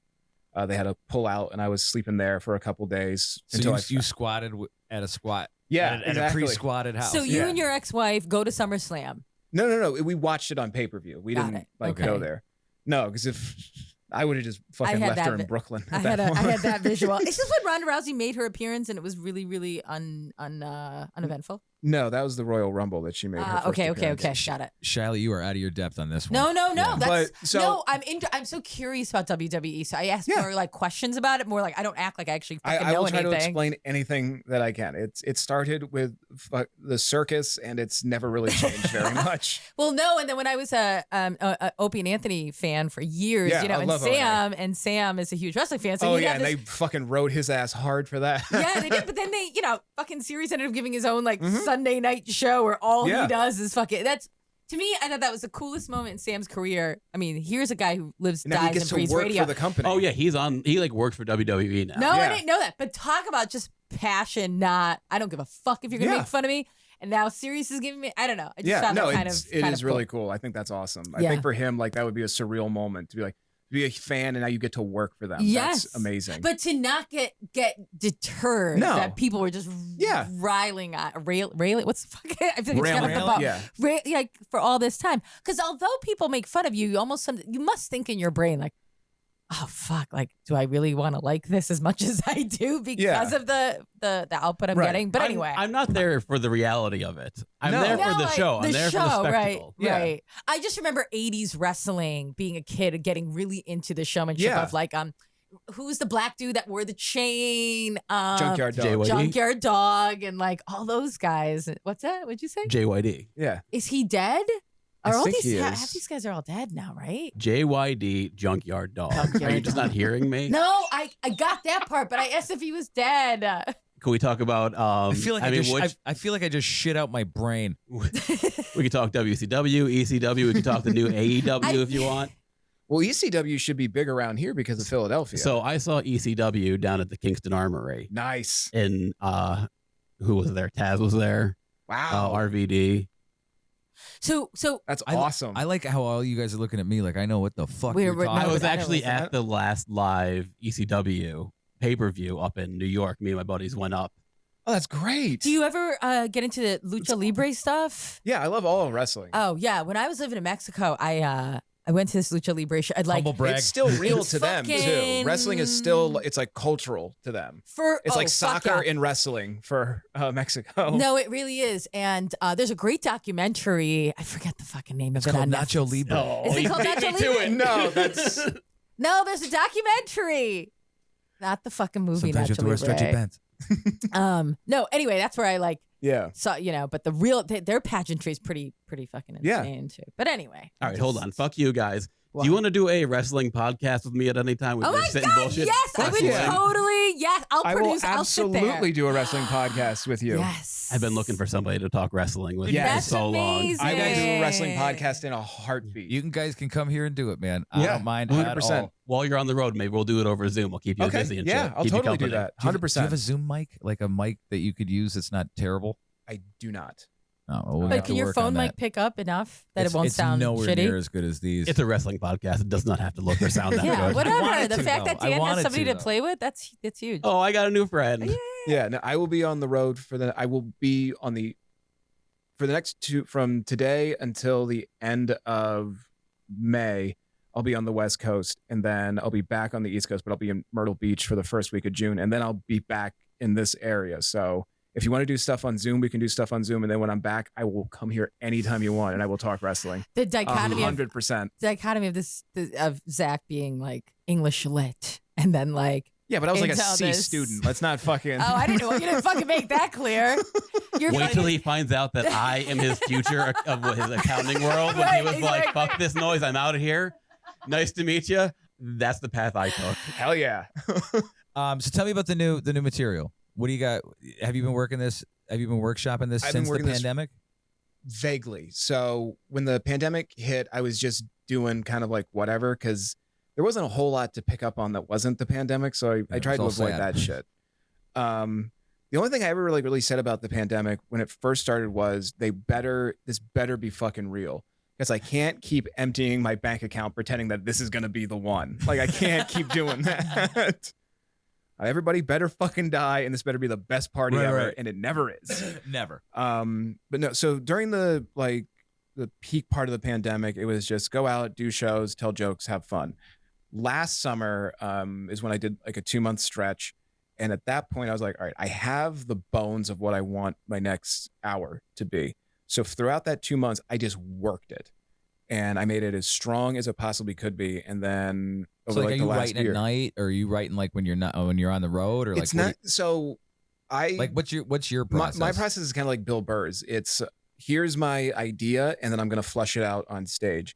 I still do some like actual writing if an idea needs like wording a proper way so that I can visually see how it needs to be laid out so I can present it properly.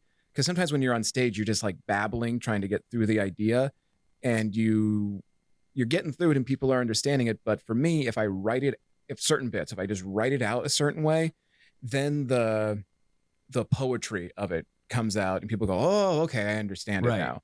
So yeah, I will take an idea to stage and I know what's funny about it. And then it's a matter of getting the setup and everybody on board and then getting to the punchline.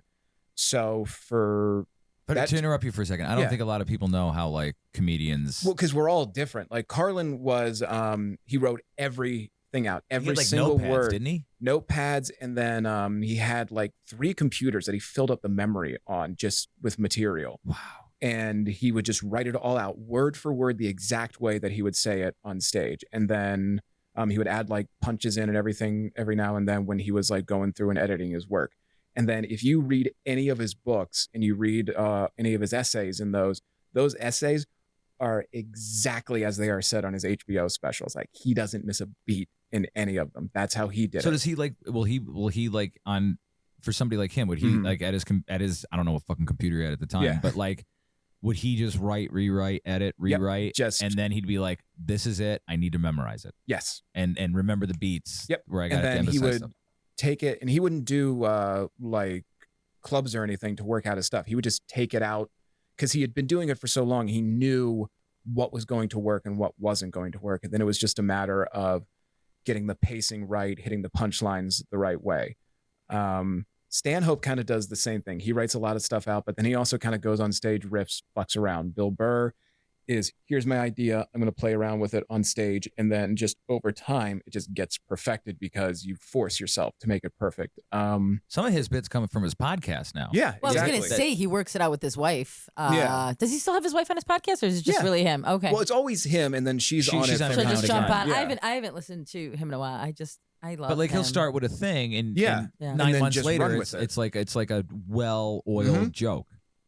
So that's just the way that it's usually either you're writing everything out or you're just kind of like riffing and figuring out where it works, but you have to put the time in. You can't just go on stage and fuck around and like everything's wing going to be it. fine. Like you really got to put the time in and really just master it. So I'm 50-50. It's writing and then also just kind of figuring out things on stage and figuring out how to say stuff so that people will get it. For me, some of the stuff that I'm really enjoying right now is, I don't know if it's not like necessarily political, but it deals with the shit that we're dealing with. And my biggest issue, and it took me a while because I used to say, we were talking about it like woke culture. Yeah. And I hate the term because it's so broad. And for me, it's not hitting what the issue is. And for me, the issue is just white liberal people because they don't fucking listen. They just do whatever they think is right. And they don't listen to anybody's opinions. One of the jokes in the act is they want to take down Mount Rushmore. And you're like, why do you want to take it down? They're like, because it's built on sacred Indian land. And you're like, really? Is there anything else in America built on sacred Indian land? Like the whole country, perhaps? And if your argument is anything that's built on sacred land needs to be removed, well, then pack a bag, paleface, because you're trespassing on the red man's land and he doesn't want you here. And it's like, that's my issue, is like you're just doing something that you think sounds right, but you're not helping anybody. Like when they were trying to put in a pipeline and everybody was marking themselves as, we're in North Dakota. Like, are you actually in North Dakota supporting them? Like, Oh, I remember that. No. I'm just saying I'm in North Dakota. Really, I'm just sitting on my comfortable couch right now and not helping Doing at my all. part. You're like, fuck, dude, Dr. King should have had you on his side. Shit would have gotten done fast. Like, you're just fucking lazy. They don't listen. They complain about shit that other groups have like struggled with and have really fought for. Like we had to protest. And you're like, yeah, everybody has to do that. You get to do It that doesn't here. end. No, it never ends. And then the joke, and then I'm going to stop doing the act because I want people to fucking come and hear it. One of my favorite things is that it's like you get to protest. Like not everybody gets to protest. Like if you try protesting in Russia, you get black bag like V for Vendetta, and then your family gets killed in front of you. And then Putin goes, "I'm not going to do that again, are you?" Like No, that's that's what happens in fucking Russia. Stop complaining that you have to protest. You get to do it without a whole lot of problems. See, this is why I like what everything that comedians stand for is because they can make that the hypocrisy can be digestible humorously and not be like, you do know you're being a fucking psycho. Right. And just so we're clear, I shit on Trump on my last That's fine. album. No, but what I'm saying is for anybody that's listening, there's like, he's just shitting on liberals because I don't give a fuck. They're all full of shit people. Anybody, politics wise, anybody that wants that job is a fucking psychopath. Yes. You want to be in charge of 300 million people? Say that shit out loud in the fucking mirror and not tell me you don't sound insane. Well, I think I want to be in charge of 300 million people. I wouldn't even give the person that wants to be the manager at a fucking Dollar Tree the job. And you want to do that shit for the whole country? Go fuck yourself.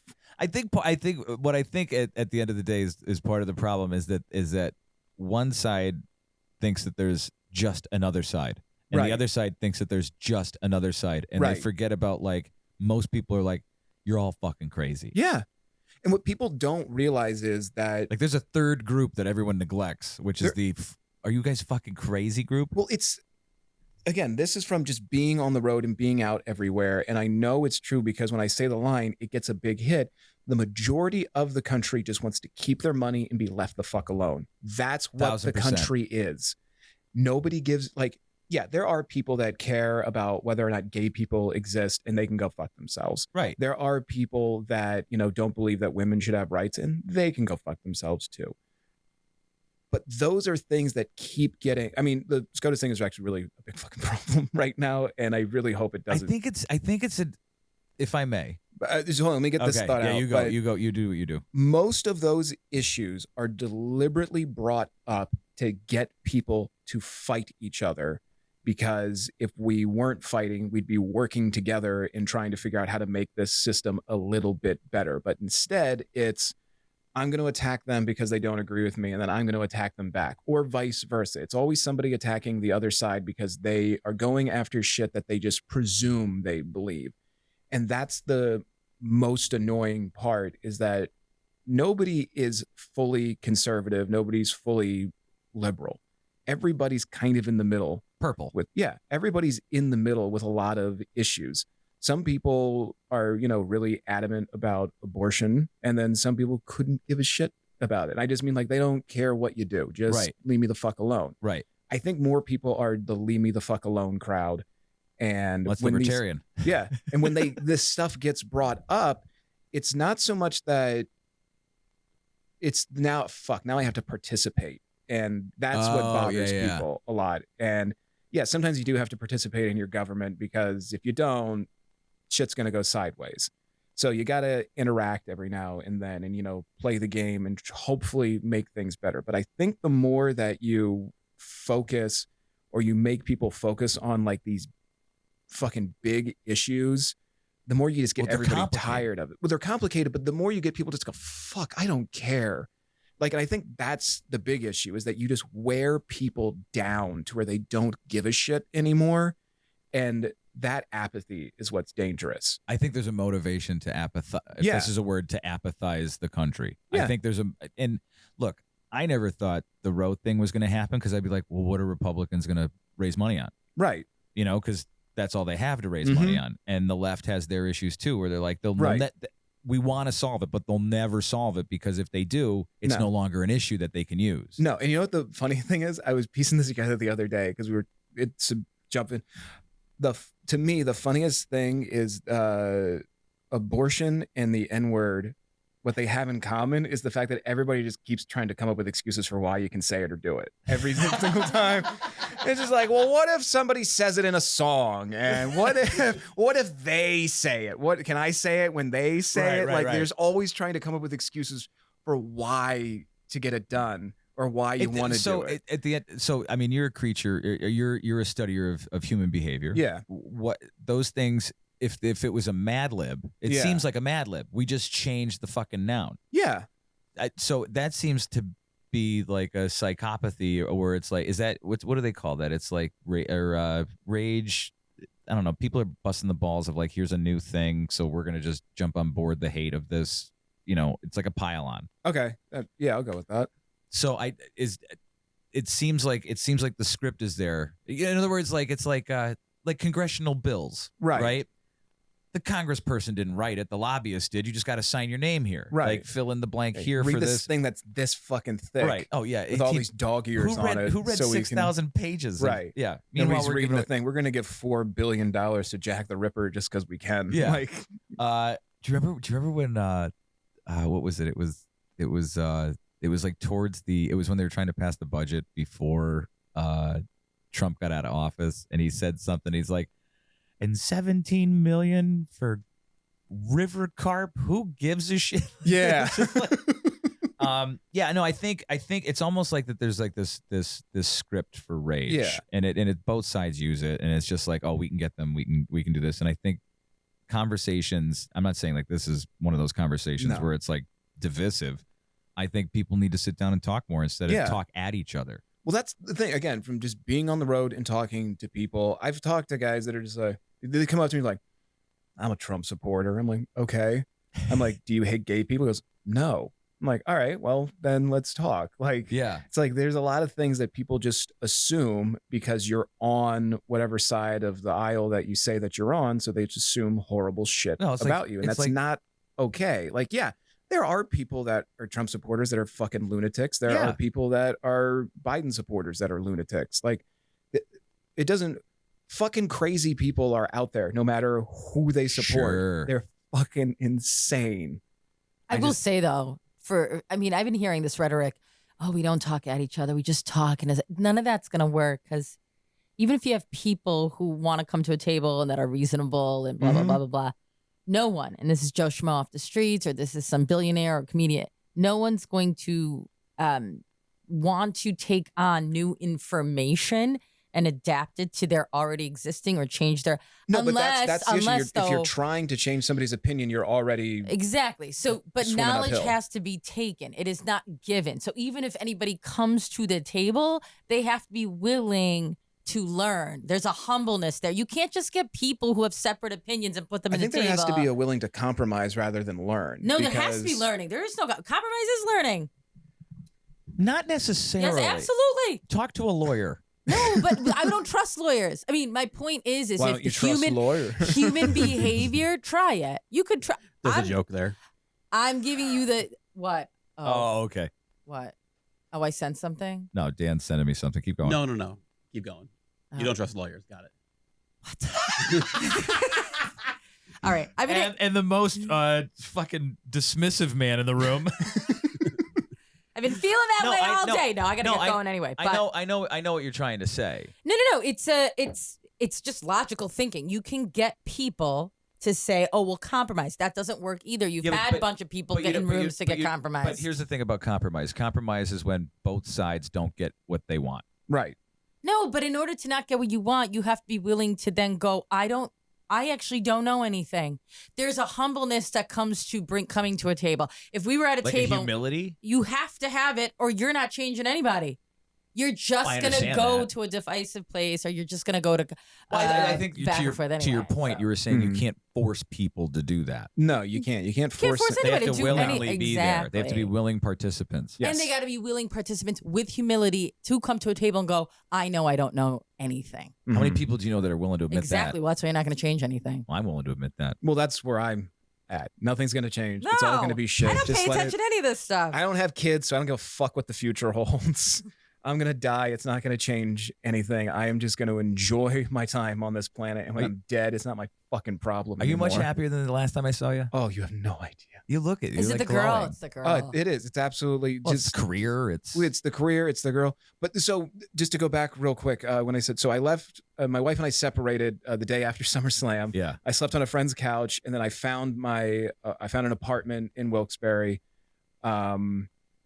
And then September, I was just messing around on what are the fucking dating apps?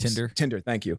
Messing around. don't know on how I know Tinder. Oh, you that. don't seem like a Tinder man to me. I'm not. It's I'm not good at those things. But I was on Bumble, and oh, the girls make the move. yeah, exactly, which I think is fantastic.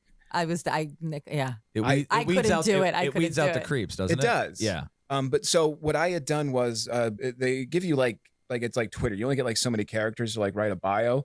So I just decided, well, let's just make my bio something funny. And I put one of my jokes that I have 0 children, and that was way too many children. So I got a vasectomy to keep that number down.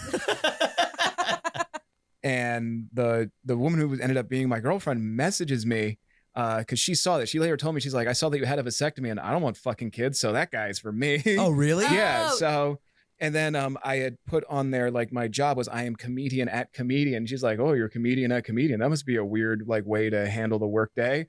And she was just being a smart ass. So she came and busting your balls. Yeah. And I was like, I like this. Oh. And it was the first time in a long time that I ever like talked to somebody where I was like showing my friend the phone. I'm just like, how do I respond Yeah, to yeah. her? I don't like, she didn't fucking message me back. Like, what do I do? He's like, maybe she's at work. I'm like, I don't like that. Like, what's going on? You Like, know that's that feeling, man. yeah, like I was excited, and then September 1st, we went on a date, and September 1st was the day that I moved into my new apartment too. So just all kinds of shit was That's a busy happening. day. Yeah, it was. So I met her. We went to what's Rodano's other restaurant that's attached to them? Oh Christ. Okay, but That's in the square, right? Yeah, it's in the square. I forget So the name of it. we went there, and I jokingly said I will be sitting down with a white rose. And I went to the dollar store and I got a fake white rose. And then as soon as I saw her coming in, I hit it. I was like, I don't want to be a fucking loser. And then she came in and she gave me a hug and she told me that she was like 6 foot tall. And I was like, okay, that doesn't really matter. But to see somebody like I'm 5'10", Right. so to be around like another woman that's like as tall as you was like, I like this. I can stare at her in the eyes. Wow, It's cool. she's very tall. Yeah, she is. It's great. Does she wear heels? From time to time if she wants to? She's Yeah. 6 feet without heels? Yeah. And you are not emasculated at all. No. Good for you. Why the fuck would I be emasculated? Because that's literally what I mean. It's stupid. It's.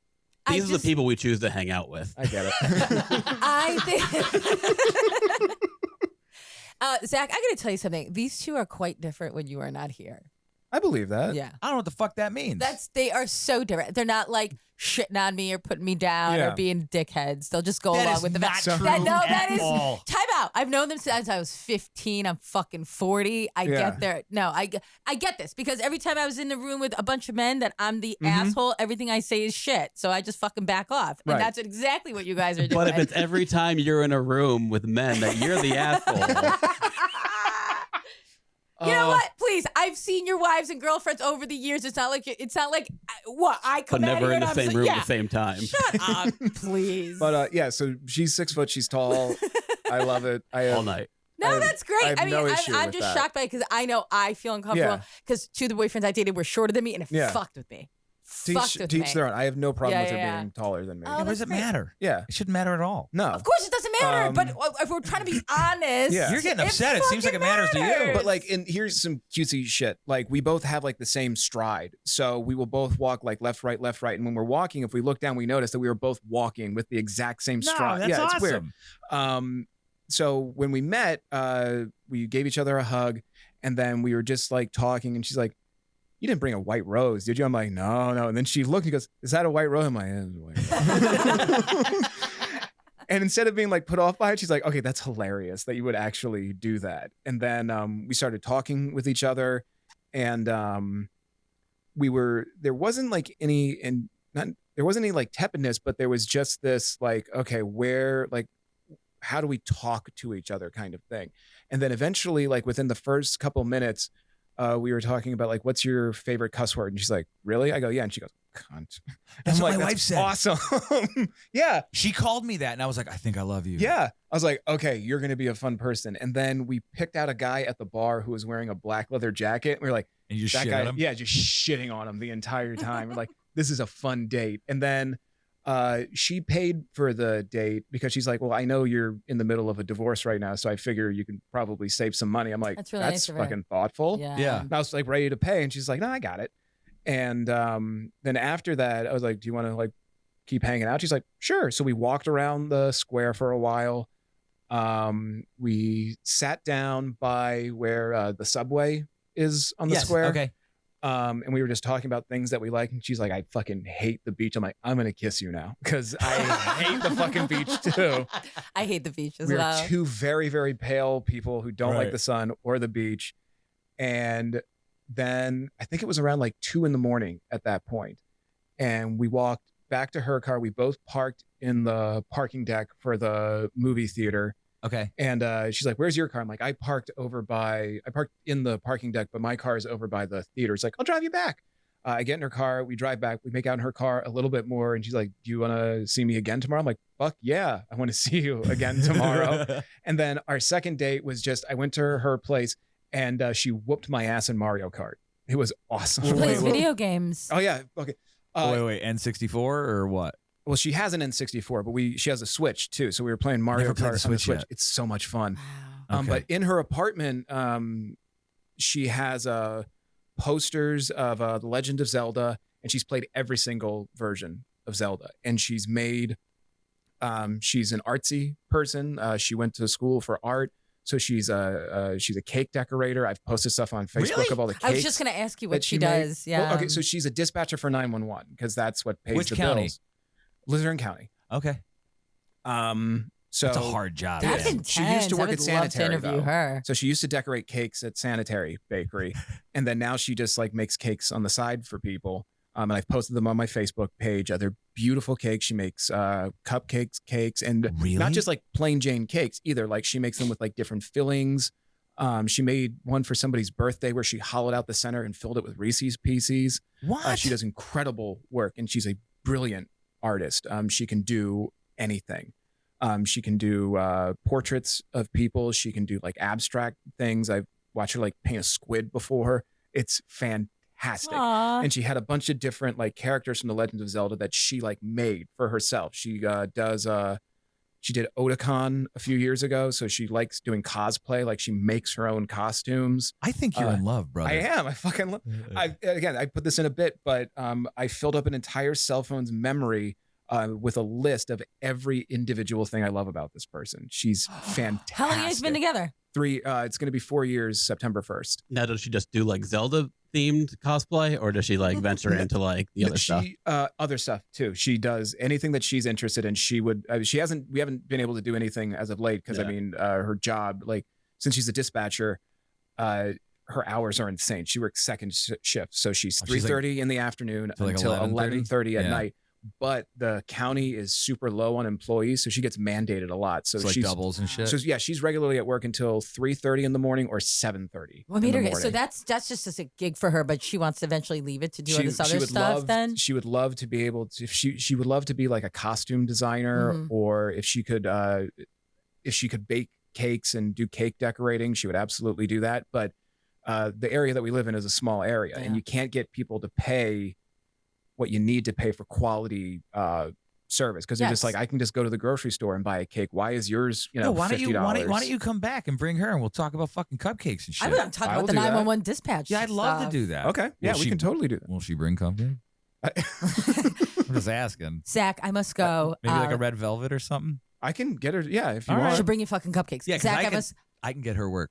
All right. Okay. We're gonna end it right now. Oh, no, You no, I was gonna fucking say- impatient lunatic. Whoa, what the fuck? You can continue to talk. Thanks, I'm thanks for barely coming saying, and leaving. I'm barely saying anything anyway. This is your interview. I gotta go because Okay. I have an exam at like 6 a.m. Tuesdays tomorrow. and Wednesdays are the best days. But yeah, I Okay. can totally get her. Real done. quick, right? Yeah. Shah's got to go. Do you have a website? Like, how can people I find do. you? How can they I finally follow just you? published my website after just fucking looking at it for 2 years. Okay. It's zackhammond.net, and you can spell it ZACK or ZACH. I bought both domains because I know people can't fucking spell. So you can spell it either way, zackhammond.net. It'll take you to my website. All of my dates until my special are up there right now. You can message me. You can book me. All of that stuff is on there. I'm Zack Hammond Comedian on Facebook and ZWH Comic on Instagram. You can find me in all of those places. So for the taping in July 29th, can they Yep. get tickets on your website yes, for that? they can. Or Karl Hall? Yeah. The ticket link is on my website. Just go to dates. And at the bottom of the list, there's it just says special taping Wilkes-Barre at Karl Hall. And the ticket link is there, and you can buy tickets for either show. Please come to that show because I need them filled out. Otherwise, it's going to be one of those weird fucking specials where a guy performs for no one. Yeah. And I don't Do you have an need opener that. or anything? Paul Rubens masturbating in the front row. Mike Peters and Paul Spratt are going to be the openers. I've known Paul. We both started comedy at the Local same guys time. that you're helping out. No. Paul Oh, these is are al- pros. Zach no, isn't. Paul is a touring comedian like Oh. me. Mike Peters is a comic in Binghamton, and he pretty much runs the entire Binghamton Nice. area and book shows all over the place. He'll be an opening act. Paul will be an opening act, and they're hilarious people. So it's going to be a great show all the way through. I've been working on this act for 2 years. It is fucking solid. It is very, very funny. It's dark. It's fucked up. Perfect. If you like that kind of shit, you will love me. I promise you. If you like any of the fucked up stuff that I said today, that if Any you of it. laughed at, come to my show. You will have a great fucking time. It was nice meeting you, Zach. nice Thank you so meeting you as much. well. Okay. I'm so happy for you. I'm Thank so you. happy that you're fucking so successful, and I'm actually equally happy. It's so in lowercase letters. That's how successful. I'm so yeah, successful. but you don't have to like cut grass on the side. No, not yet. Yeah. Well, but more importantly, man, I'm happy that you found somebody. Thank you. So am I. And she doesn't treat you like a piece of shit. No, she doesn't. Yeah. And I think you're truly, truly deeply in love. I really am. It's fucking weird. I don't think you're ever gonna. Are you guys gonna get married again? No, I'm never All right, getting married. perfect. You guys could live forever together, and no, that's okay. we're totally cool without getting the government involved. Perfect. We're totally fine with that. No kids, just stick together And make cakes. Yeah, exactly. It's Make fucking cakes. awesome. All right, Zach. Thanks, Dan. You want to say it? What you gonna do when What a Week Wrestling Entertainment comes running over you? That was ridiculous. All right, cut. That was good. Oh, that was fun. Yeah, Not bad, it was a right? lot of fun.